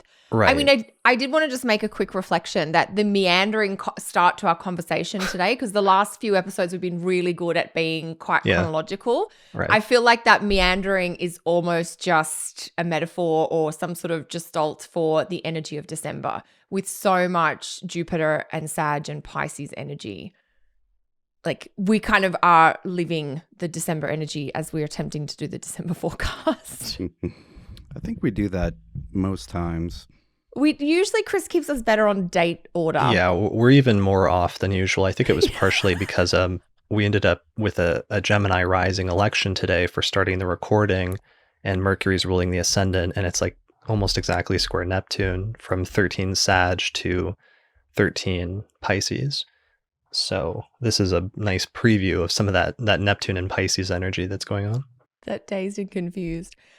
Now, there is a comment coming through in the chat box, which was something that I had wanted to throw out there too, which is there's a couple of links to the fixed star Antares this month. And one of them is on the 2nd of December when the sun hits 10 Sag and kind of picks up the vibration of Antares. And then later in the month, Jupiter will actually get to 10 Sag. So I was curious about, Antares is one of the royal stars. It's known as the Watcher of the West.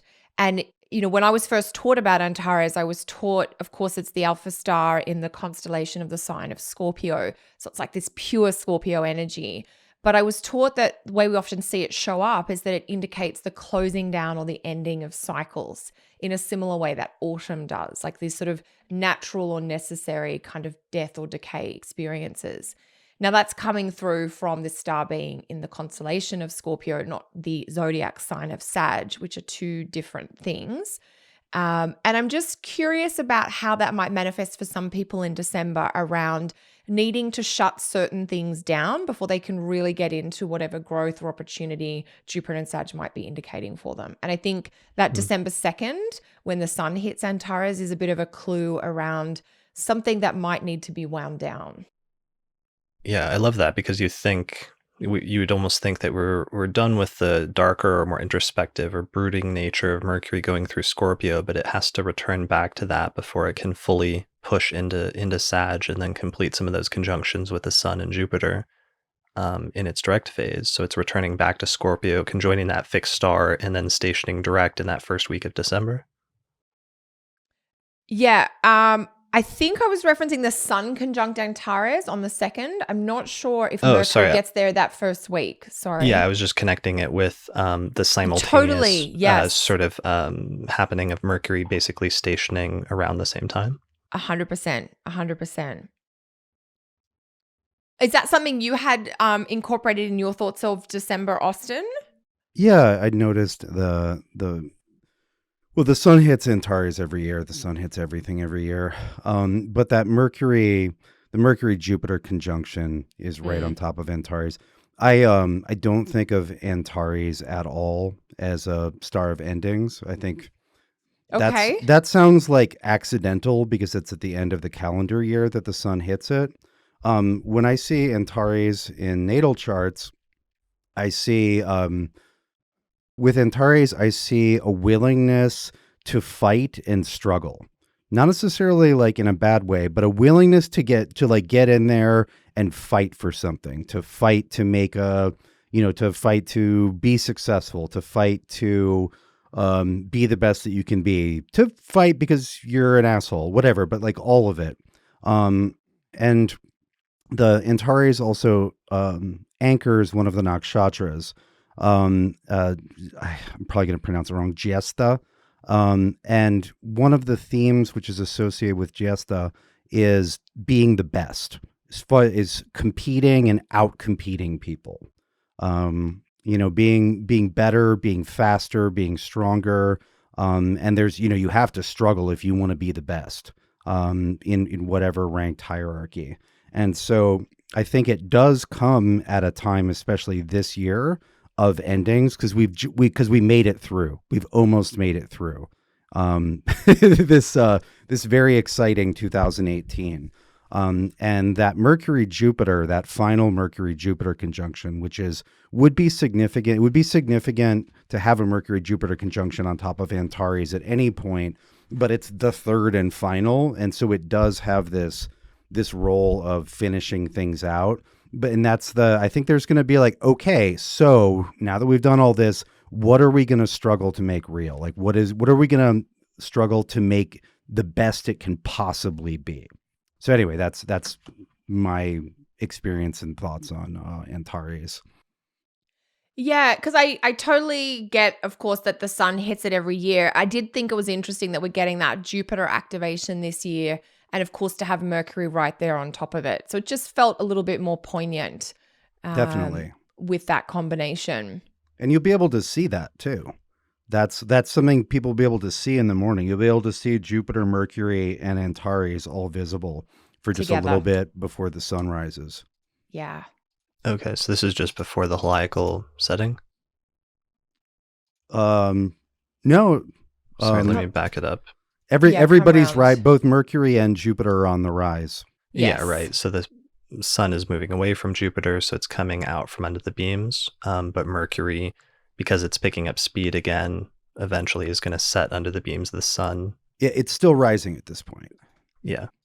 Because it's just come out from under the beams. There it is. I'm just looking at when it gets within that 15-degree range, but it's not until much later. What you're looking at now is Jupiter's 25 from the sun. Yeah, I was looking at Mercury getting Mercury getting within. Okay. It's 15-degree range, although like we were saying, I think in the pre-chat discussion that even that's like an approximation and that each planet really varies depending on your location and other factors. Yeah. Totally. Anyway, you'll be able to see them all. It'll be good. And that was another tangent for this episode. Do we want to talk about the new moon in Sag much? Or Mars conjunct Neptune on the 7th? I don't know. I just want to make sure, Chris, that you're happy with what we're doing in the early part of the month. We don't want to give people the skipping a lunation square. Yeah. Right. Bingo. Yeah, let's not skip the lunation. So this is the lunation that takes place on December 6th at, it looks like 14 degrees of Sagittarius. Yeah, 14, 15 Sag, I think, by the time the moon might be 15. 15. I'm just animating the chart and getting there. Yeah, you're right. So the moon doesn't catch up until the sun hits 15. So it's about 15 degrees of Sagittarius. We have a new moon.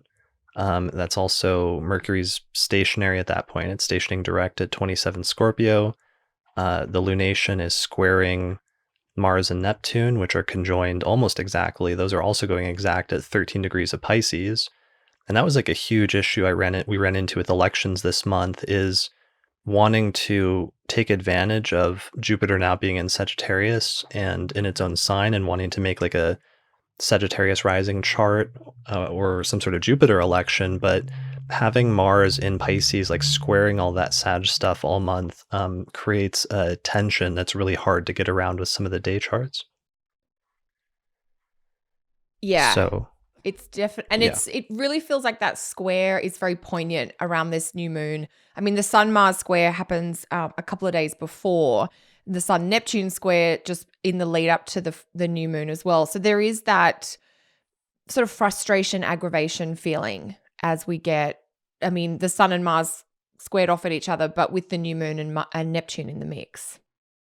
Yeah, right. I don't know. I think with everybody being Jupiter ruled and Jupiter being in Sag, there's definitely going to be some fire. With Mars's fire, I always ask the question, I'm like, okay, is this going to be activation or irritation? Yeah. Or to what mixture of those two? And so leaving out Neptune for a second, this, as far as, Sun Mars squares, this has got some pretty positive stuff going on. Like I think this will be more towards activation and enthusiasm. When you get Mars mixed with Jupiter, or ruled by Jupiter and aspecting Jupiter, Jupiter uplifts Mars pretty easily, and you get more of that, like, excitement. Maybe you're overeager to go out and conquer or whatever, but it does trend strongly towards the positive as far as Mars stuff goes, as far as the range of Mars stuff goes. Sure, but then not, okay, give me the same delineation, but then not ignoring the Neptune conjunction that's happening simultaneously. Okay, so I wasn't ignoring it, just that we have that Mars Sun in square to each other for most of the month. So with this exact with this lunation, it's interesting because I think one thing I find with Mars Neptune aspects, especially a conjunction like this, is that I see occasionally, if you watch the news, you'll see a Mars Neptune story where somebody just goes nuts. And you're like, there we go, Mars, Neptune. But what I most often experience and just see, in the week around that in life is that Neptune seems to almost dissolve Mars, where you actually have a distinct lack of motivation, which can be irritating. But there's also often a distinct lack of conflict. It just sort of like that torch goes into the water. And it's just sort of like, okay, I don't really feel like doing anything, but I definitely don't feel like arguing. Right.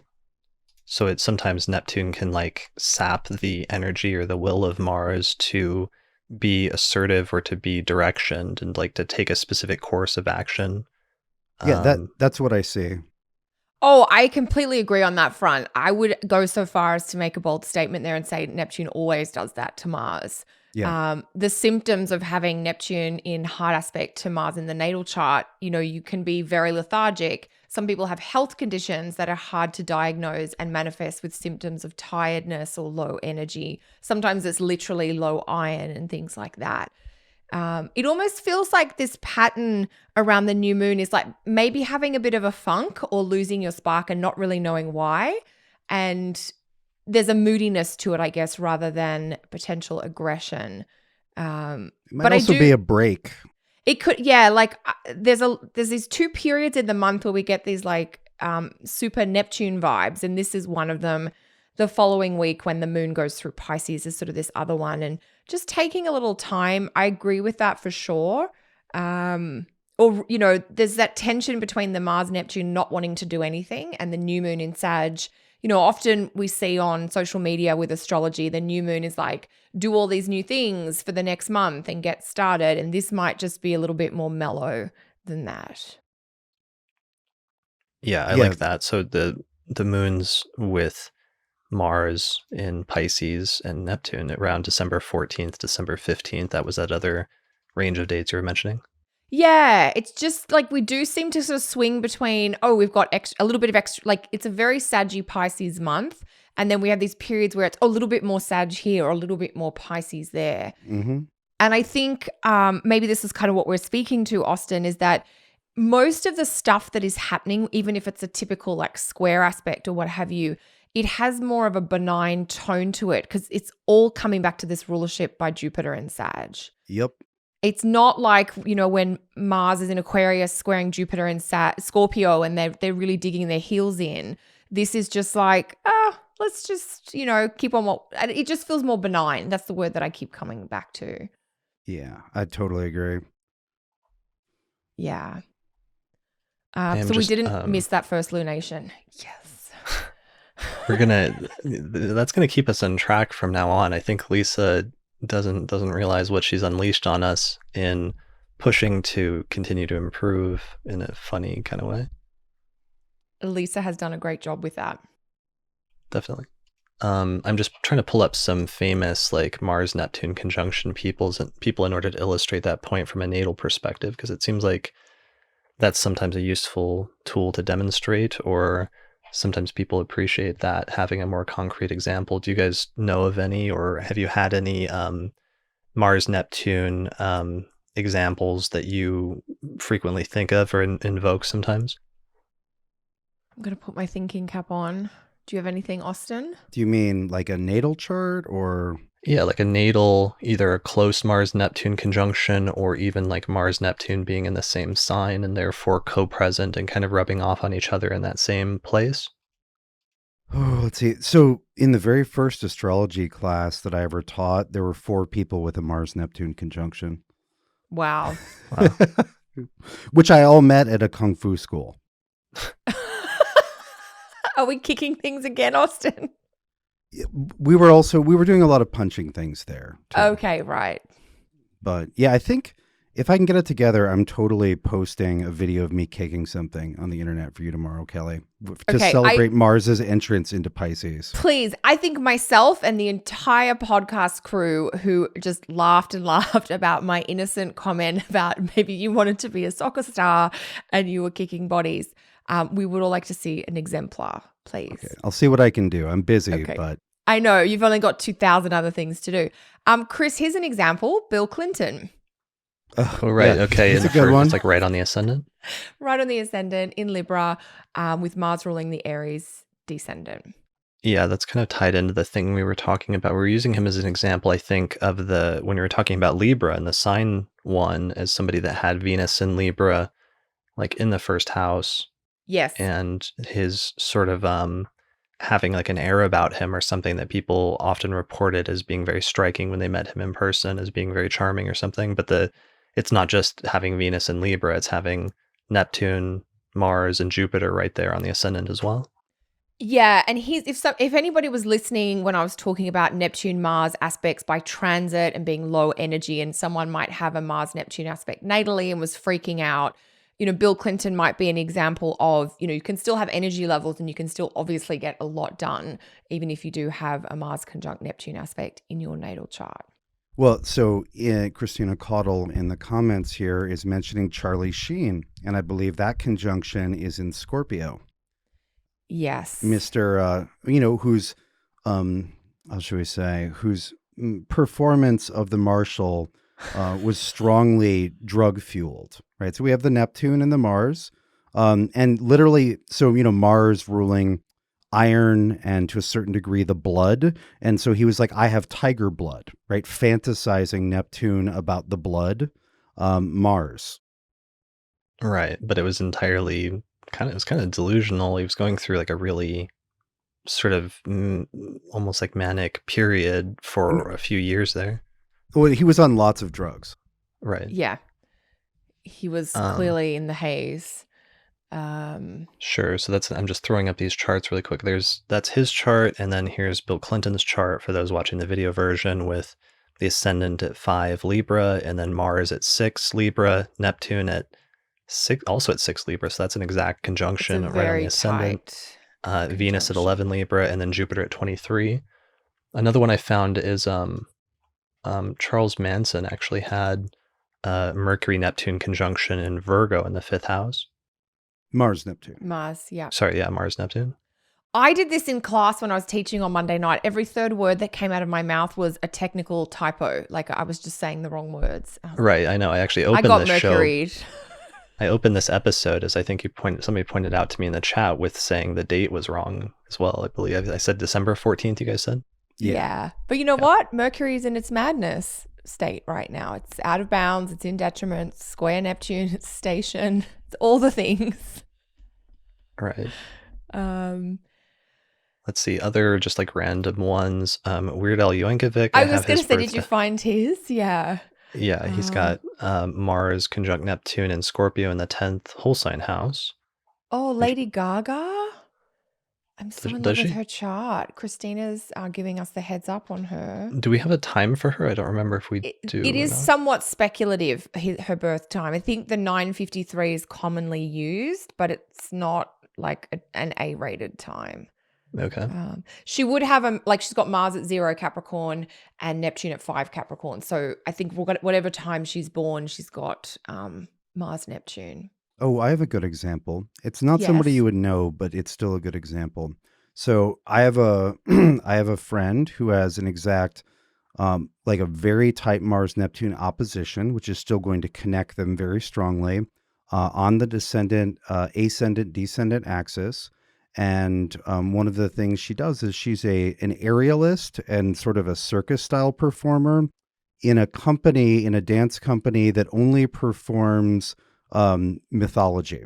So they'll like perform Babylonian mythology in amazing costumes on 10-foot stilts, like doing crazy airless stuff. It's very Neptunian illusion, but they're also, you have to be in the best shape possible for a human to do any of that. So there's the Mars-Neptune. Beautiful. That's a Beautiful. great, like, constructive manifestation of that energy. And I would love to like promote their company, but I don't want to give away someone's chart details without talking to them about it. Yeah. All right. So that's good little chat about Mars-Neptune. Where are we at in terms of the month? We're basically still just talking about the first week or the first half of the month, basically, at this stage, right? Yeah, the middle is a little quieter in terms of like a lot happening. So we're probably all getting. I really Mercury see is Mercury. Go ahead. Yeah, I was just going to say Mercury goes back into Sag. Yep, December 12th. Yep, and then it heads for Jupiter, which we've been talking about. Mars is departing from Neptune at that point, getting some fire back. Right. Which is nice. And I think actually this is the stage, you got an because electional chart? Yeah, in the second week, we were really struggling with the election because we had so much trouble trying to. Lisa Schein was looking up the elections this month and really wanted to use that Jupiter in Sag and even Mercury in Sag, but had so much trouble getting around the Mars squares and the Neptune squares. So we found a few different charts. There's one that's like a pretty decent chart, but it's not one that would otherwise like stand out as being like an amazing election that we thought about featuring this month. And then there's another chart that's sort of like a teaching example. It's a good example of some of the issues that you run into with electional astrology. And we decided to feature that one this month, not necessarily because it's the most amazing election possible in December, but because it's decent and it shows you some of the hard concessions that you sometimes have to make when you're doing elections. So let me pull it up really quickly here. So the chart is set for December 13th, 2018 at about 6:12, quarter after 6 in the morning, local time, wherever you're at. So let me throw that chart up on the screen really quickly. Here it is. So you're shooting for about 7 degrees of Sagittarius rising for one possible version of this chart. And there's two versions because it really makes a difference whether you make this a day chart or a night chart. And you're going to have some major differences one way or another depending on which one you go with. All right, so here's the chart. It has Sagittarius rising. Mercury has just ingressed back into Sagittarius, where it's making its way now towards Jupiter. So we're out of the whole Mercury and Scorpio period. And since we have Jupiter in its own sign in Sagittarius, we want to take advantage of that, and we want to make Jupiter prominent in the chart by making it the ruler of the ascendant. So this is one of our early Jupiter sort of elections by having Sagittarius rising, Jupiter as the ruler of the ascendant, and making Jupiter either conjunct the ascendant or at least somewhere in the rising sign, or otherwise in the first whole sign house. So it's there along with the Sun and Mercury. So the moon in this chart has just moved into Pisces, where it's going to square Mercury, but then eventually apply towards a square with Jupiter, with reception since the moon is in Jupiter's sign. So and this is a relatively good chart if you want to take advantage of all of the things that people associate with Jupiter and Sagittarius, and that both we've delineated and other astrologers have delineated in terms of some of the potential for optimism and confirming things and growth and expansion and everything else. The downside is that you either have to make Mars the more difficult planet in the chart and make it somewhat prominent, or you have to make Saturn the most difficult planet in the chart and put it in the second house of finances, which is going to make this chart not very good for financial matters. And it's going to depend entirely on whether you make it a day chart or a night chart. Do you guys kind of see where I'm going with that? Mm-hmm. Totally. So if you were going to begin an endeavor where you wanted to make money, you would do this once the sun had risen, so that Saturn in the second was less malefic. Whereas if you were going to, say, build a house, which is a fourth house matter, you would want to do it during the night so that Mars in the fourth whole sign house was not as malefic. Yeah, exactly. Since in day charts, Mars is going to be the most difficult planet in the chart, putting it simply, whereas in night charts, Saturn is going to be the most difficult planet in the chart. So you literally have a choice here because you can make this, because the sun is, at 21 degrees of Sag. So you could make this a night chart by just having early Sag rising, like having 6 or 7 degrees of Sag rising in whatever your location is. That will make this a night chart because that means the sun will be underneath the horizon below the ascendant and it won't quite be daytime yet at that point. So that's one option. And if you do that and you make it a night chart, you're going to render Mars in the fourth house in Pisces, which is squaring a little bit widely some of the Sagittarius stuff. You're going to make it less of a problem, and that it's going to take a lot of the edge off of that square. The downside, go ahead. I'm just going to jump in. I was just looking at days and hours. Mm-hmm. So one thing that might tip the scales here is if you wait until day, then you get day and hour of Jupiter with Sag rising with Jupiter on the ascendant, as opposed to day of Mercury, hour of Saturn. Yeah. If you make it a day chart? Yeah. If you make it a day chart, wait till sunrise. You get day and hour of Jupiter with Jupiter in the first whole sign house. Because it's a Thursday. So the first planetary hour of the day starting sunrise is going to bring the double Jupiter vibe. Right. Just for listeners who may not be familiar. Yeah. And it's nice. And that's going to emphasize Jupiter even more and make it even more prominent in what is already a Jupiter election. But then the downside is just you're also going to mildly afflict Jupiter by having Mars squaring it as well as squaring the sun. And you're going to put the moon in the same sign as Mars in a day chart, sort of very widely applying to it by a conjunction, although it will go through Mercury and Jupiter first. So it's not a complete deal breaker. So it's just a matter of, where you want to place the emphasis of the more challenging planets, basically, and what you're willing to deal with in order to get that. If you did make it a day chart, that would make this chart much better for financial matters. Like if you're launching a business or you're doing something where the financial component is really mission critical, then you probably would want to do that. That way it's just Saturn in the second house in Capricorn in a day chart, which can make things develop financially more slowly or put some barriers in place initially, but eventually in the long term, it probably becomes a strength or something that eventually works out relatively decently further on down the road. Whereas conversely, if you made this a night chart by backing up the election an hour earlier and doing it before sunrise, you put Saturn in the second house in a night chart, that's going to indicate much more challenging long-term issues with financial matters as a recurring theme with the most difficult planet in the chart in that house.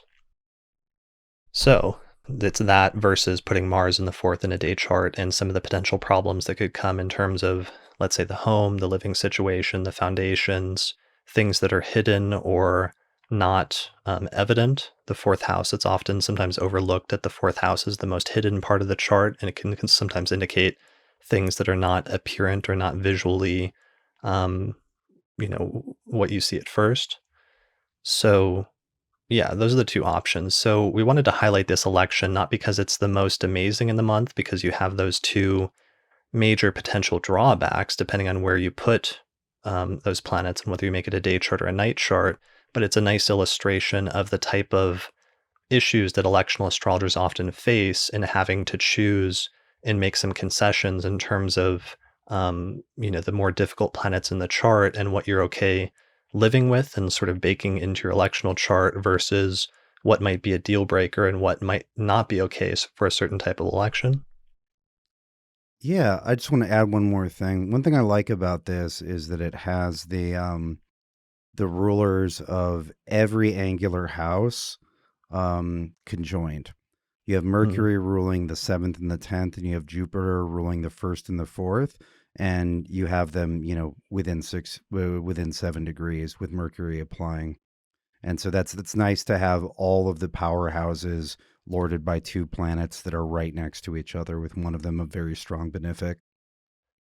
Yeah, and that's actually the other election that we almost featured, but instead we're going to talk about just on the Auspicious Elections podcast is one set for the actual Mercury-Jupiter conjunction like a few days later, where we can kind of take advantage of that conjunction even more. And even though it's closer in proximity to, at that point, to the Neptune square, it's still sort of nice and a little bit auspicious. So anyway, so that's the electional chart we wanted to feature this month as like an educational example. Good. Okay, Do you want to so say something else? I think a little bit auspicious would be a great name for something, like a podcast or a blog or something. Right. That would be a good band name, astrologer band name, a little bit auspicious. A little bit auspicious. I'm sure there'll be many iterations of that coming out in the next 12 months with Jupiter and Sag.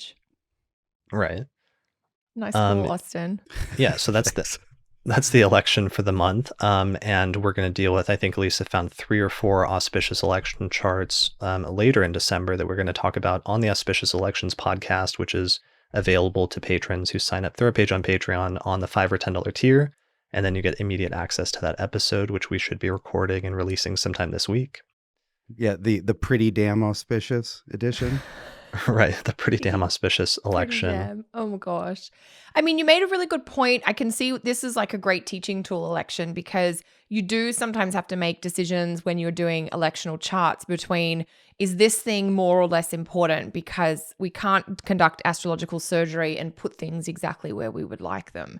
So it's part of the reason with what, when you do engage someone to do an electional chart for you, that's part of what you're paying them to do, is to make some of those tough decisions.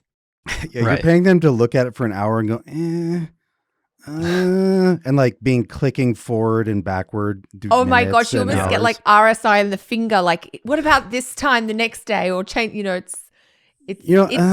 that's better, but then that's messed up. Now this is stuffed up, and yeah, it's a lot of neurotic hemming and hawing for me. Yes. Well, and it's great also because it gets to the heart of astrology and electional astrology, which is sometimes you have to choose. You're given the option to choose, so you can choose, potential outcomes in the future, but sometimes you can't have both. Like in this instance, in this chart, we can't have both, like let's say a good 4th house and a good 2nd house. You have to pick which one's more important to you, and you have to be okay with the other one, being not great or potentially having major issues that you have to struggle with in that area.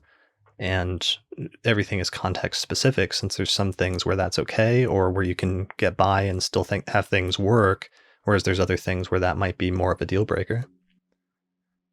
Yep. All right. So that is, somebody, Lisa Newcomb, says that sounds like life, and that's true. I mean, that's a good point, but it's sometimes it's so much more stark within the context of electional astrology, having to make that choice, that sometimes it's not something you're used to dealing with in natal astrology, which is a little bit more fuzzy sometimes in terms of making those choices and whether this outcome is going to be, starkly more problematic one way or another. Yeah, totally. Definitely. All right.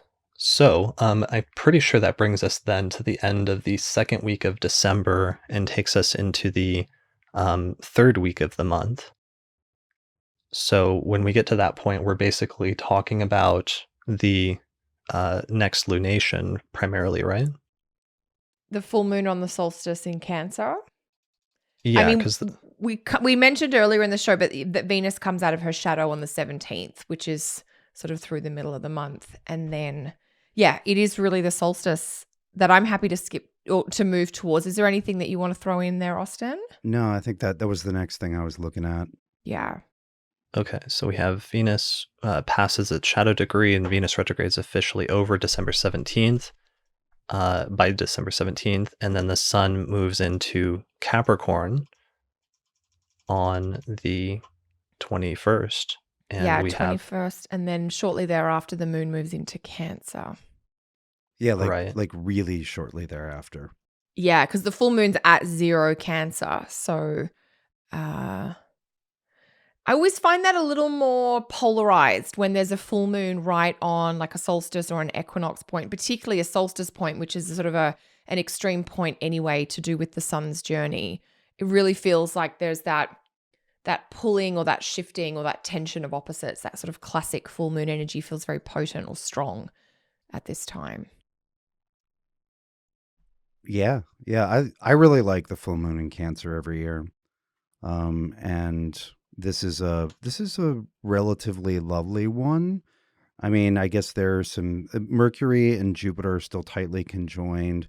The sun is within about 10 degrees of Saturn and applying to it, but it's not too tight yet.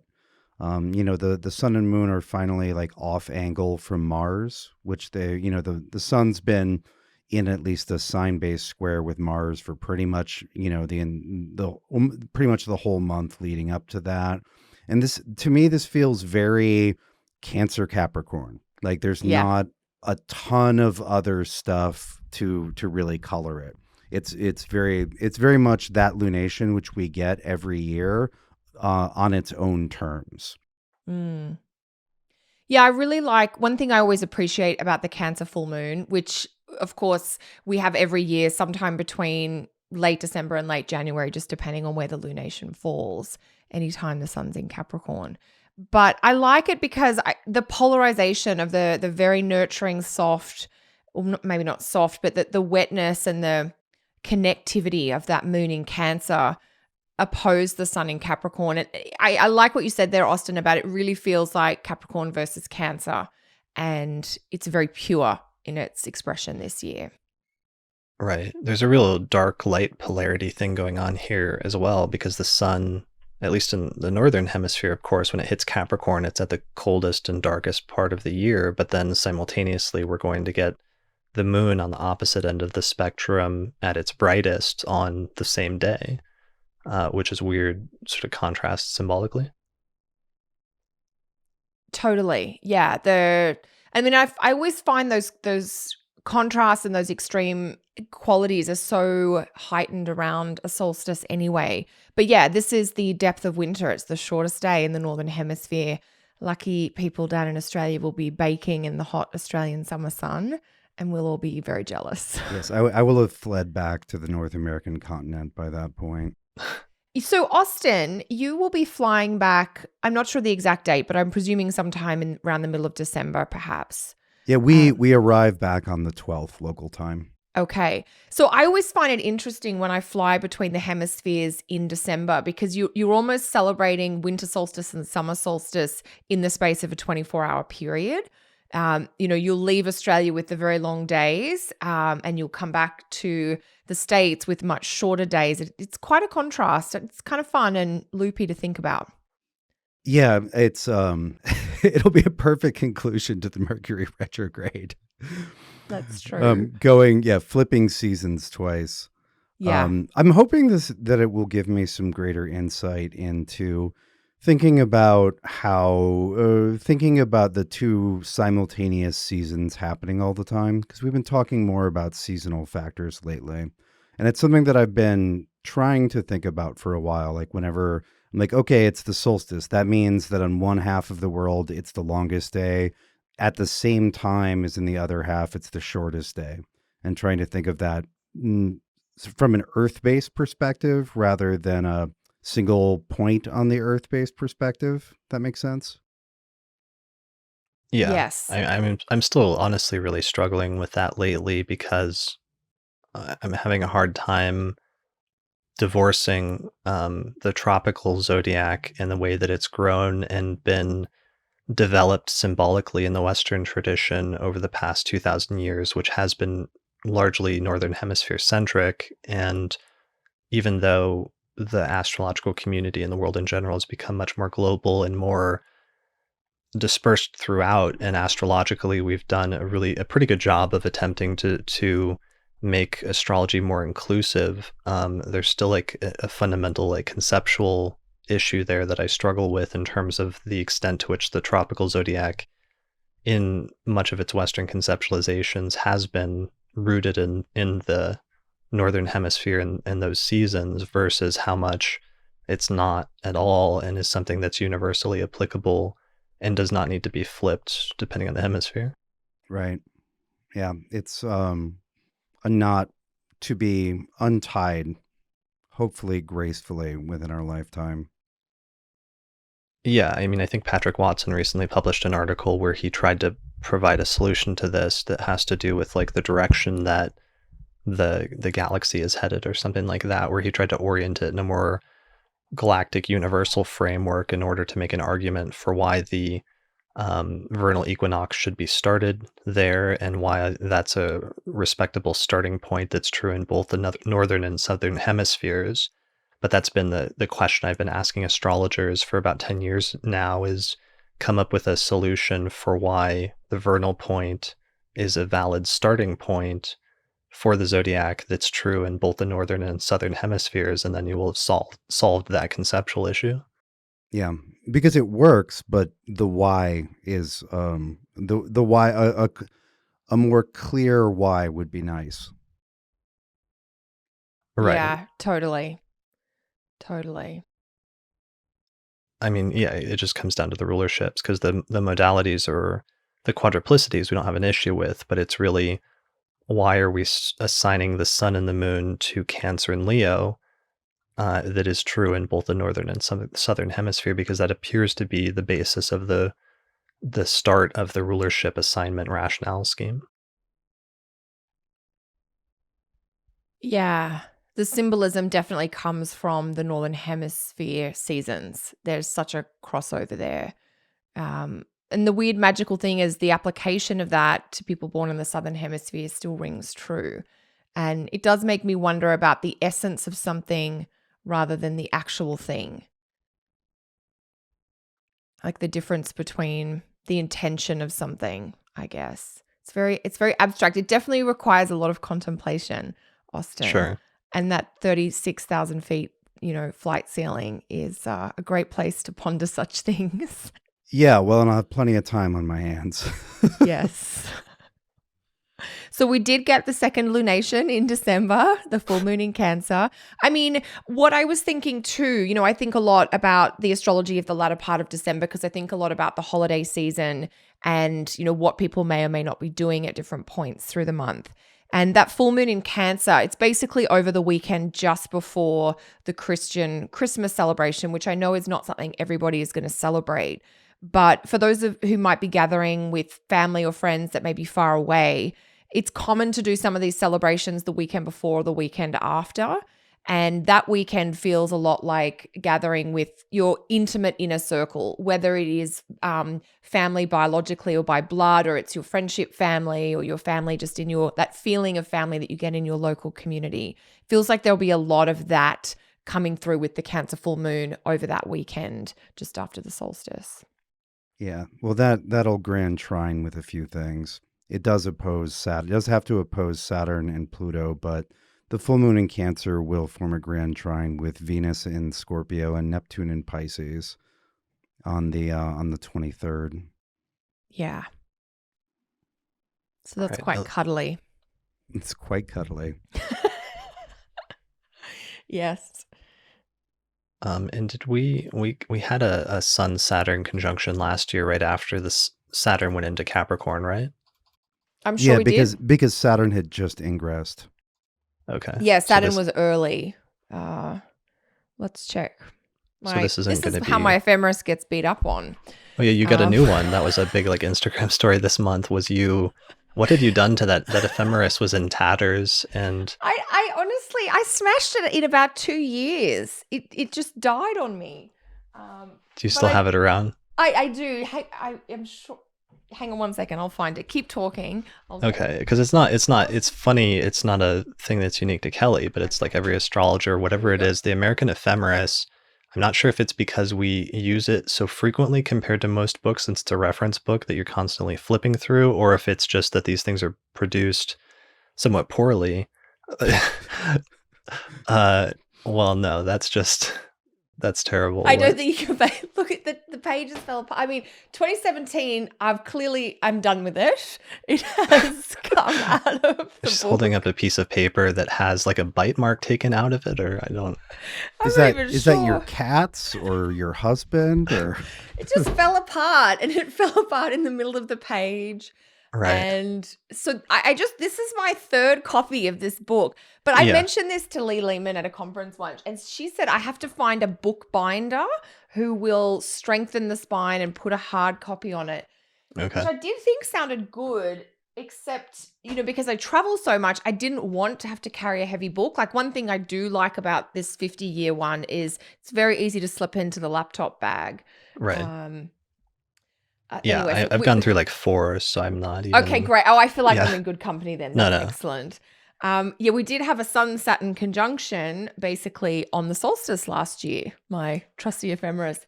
It was funny though. I got a lot of comments on my Instagram post and story about this with people wanting to learn how to read an ephemeris. So this is bingo card number 2675, which is another podcast episode should be on how to read your ephemeris. Yeah, I've been meaning to do at the very least, like a video on my YouTube channel for that, but maybe we could turn it into a podcast episode if we could figure out a way to translate that into audio successfully, like an audio Oh yeah, discussion. it's very visual. Yeah, like looking through the tables and. Yeah, it's very visual. But might be worth a discussion about the ephemeris in general and like the value of learning how to use one, as well as a little bit about how to actually track it. Honestly, if nerd culture has become cool, this is the Nerd Bible. Right. And it's telling me, my Nerd Bible, that the Sun will conjunct Saturn on the 2nd of January. So Happy New Year, everybody. Yeah. Well, and so after that somewhat Full moon? Squishy full moon, we have the Sun sliding towards conjunction with Saturn for the rest of the month. Yeah. And that is significantly less squishy. And it doesn't quite conjoin before the end of the year or end of the month, but it's getting pretty damn close. And I think we can meaningfully contrast that with all of the Jupiter stuff that was happening earlier. We had the Mercury, the third Mercury conjunction to Jupiter, which was in Sagittarius. And so, with the Jupiter stuff, we're looking, it's a reset into what's possible, what's worth striving for, et cetera, et cetera. Whereas the Sun's conjunction with Saturn is a reset on what just has to be done, facing necessity, facing obligation. And, that's one of and so January, therefore, focuses us to some degree, if we're willing to cooperate with it, on both the positive and negative of the year to come, what we're going to have to do, and then what we might be able to do. And that's one of the chief features of 2019 is Saturn and Jupiter will both be in the signs that they rule for virtually the entire year.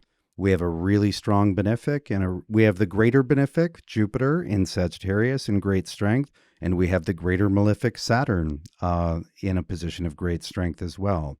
And so, we have these, here's the good and here's the bad. Here's what you have to do and here's what you get to do. Yeah. I really like that. Sorry, Chris. No, I love that. That's great, Austin. And look at this. We're getting, so it's December 31st. It's the very last day of the calendar year. And we're getting so close to that conjunction. We're within about a degree of it by the end of the day. The Sun is at 10 Capricorn. Saturn's at 11 Capricorn. But that night, in most time zones, before the end of the day, Mars finishes its trek through Pisces and switches over to the other cardinal sign into Aries.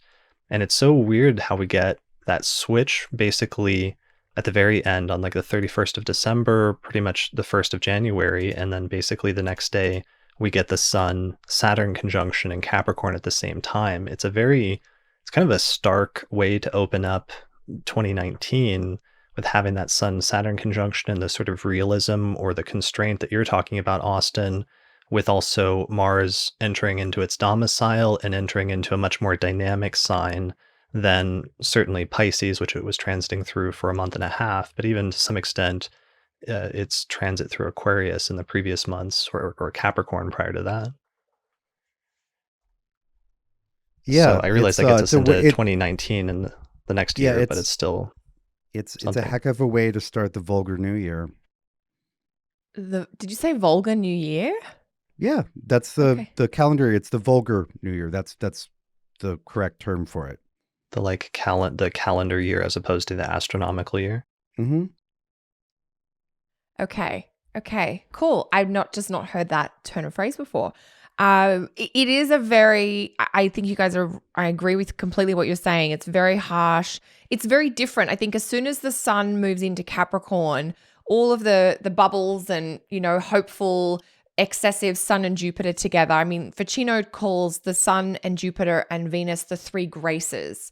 And he talks about these are the three planets to appeal to for kind of health or vitality or just goodness in general. And I thought that was a great point that you made, Austin. We've got the Sun and Jupiter in the same sign together for the first 3 weeks of Sag, but then we don't. And then we have the Sun and Saturn in the same sign together. And that's very much the party's over. Now you've got to do the cleanup, back to reality. And, we've got that running through those last 10 days of December, which is also when Jupiter sort of goes over Antares as well. So there is a really different tone or feeling to those last 10 days of December compared to the rest of the month. We have that every year with the sun going into Cap, but with the conjunction to Saturn looming. Sorry, Chris. It looks very like sobering to me is the keyword that's coming to mind with Mars like departing from that month-long sort of party with Neptune, the conjunction with Neptune in Pisces, and then suddenly it switches out and like the party is over and like the same almost within 24 hours we get the Sun-Saturn conjunction, which itself just into itself would be a very sobering symbolically sort of influence. Yeah, I would say, do your partying around Christmas and then maybe not so much around New Year's Eve. Well, and interestingly, around the Christmas date, we have Mercury square Neptune again on the 24th, which will actually spill over into the 25th if you're in Australia. So it does look a little loosey-goosey there. And then the end of the month is very different. Maybe part of this is that thing, it's kind of a cliche, but for some people it actually works out, is like the New Year's resolution thing and like getting down to getting to work basically at the start of the new year. Some of the like sobering stuff going on here almost looks like that in a positive way, or you could perhaps spin it in a positive way that could be constructive. Well, shall I try? I mean, because I do think, the start of a calendar year is often when people are thinking about long-term goals. They're thinking about achievements or plans. And I think in some ways that sobering energy of Saturn might help people narrow their focus so that instead of saying I'm going to fix every area or make changes in every area of my life, it's much more targeted around let's pick one or two priorities and see what happens when we give them our full effort, our best effort, our prioritization. If you like, right, because it's not just like the sobering and the focus, like you're saying there, and the dedication of the Sun-Saturn conjunction, but it's also Mars switching into Aries and perhaps, having the drive to push yourself to do some of those things and to sort of drive yourself forward versus this very sort of directionless Mars-Neptune conjunction, which we've been going through for a month and a half up to that point. Yeah, there's two things that when I think about that Mars switch into Aries, I think fantastic. Mars is in Aries. He wants to get stuff done. He wants to make like Nike and just do it. Mm-hmm. And I think it's interesting to have that very early in January, and we're going to have 6 weeks right through till mid-February of Mars in Aries. But I'm very aware Mars is going to have to negotiate with Saturn as he moves through Aries. So sure. It is, again, whether it's sobering or external interference from the Saturn influence, which kind of puts pressure on your enthusiasm or your motivation. But there's certainly a more, like I think that the key that we're sort of alluding to is Mars dries out when he moves into Aries. He's moving from a wet sign into a fire sign. So he's more clear-headed. And that dry energy is what's going to carry us through into the new year. And dry can be clear thinking, clear decision making, less emotional. Don't worry about the fluff, no muss, no fuss.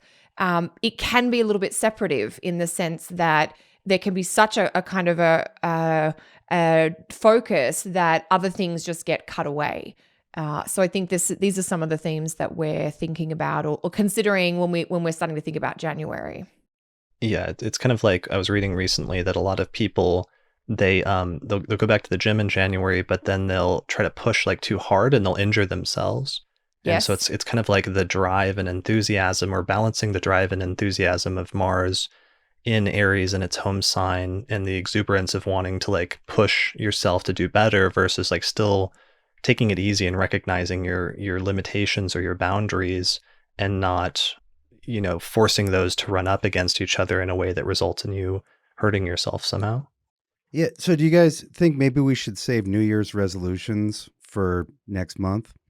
Well, and I realize we should, but the only issue is just that because we're going to do the entire yearly forecast next month, we usually end up skimping on January because it's such a small initial speed bump towards getting to the other like really interesting stuff the rest of the year. So that was the only reason I thought it would be okay to go a little bit into this, since it all switches over right on New Year's. Okay, we weren't going to do a January and a yearly. I No, thought we- we were. Yeah, we will for Yeah. sure.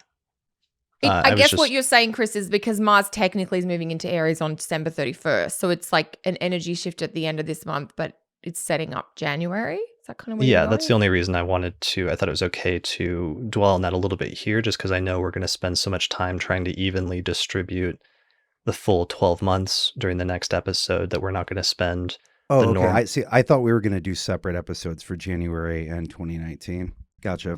No, we end up, we always, when we do the December one, we end up just making that the entire forecast for the entire next 12 months. Gotcha. Okay. I thought Yeah. what Austin thought. So that's good. We'll just have one less show to do. I mean, if you guys want to do 2 episodes next month, I actually take that back. I'm not doing 2 episodes. We're going to We'll do a do, year ahead. Okay, well then Yeah. we should talk about the Venus conjunct Jupiter in Sag in January. okay. Oh, If that's gonna there's get so many overlooked. things to talk about in January. I know. I'm like, Well, okay, shit, no, quick. no. What do we need to throw in? No, we don't have to go. We're not going all the way into January. I was just throwing in those 2 because the Sun Saturn conjunction is so close. It happens like right after the New Year switches, Okay, and got it. Mars goes into Aries like New Year's Eve.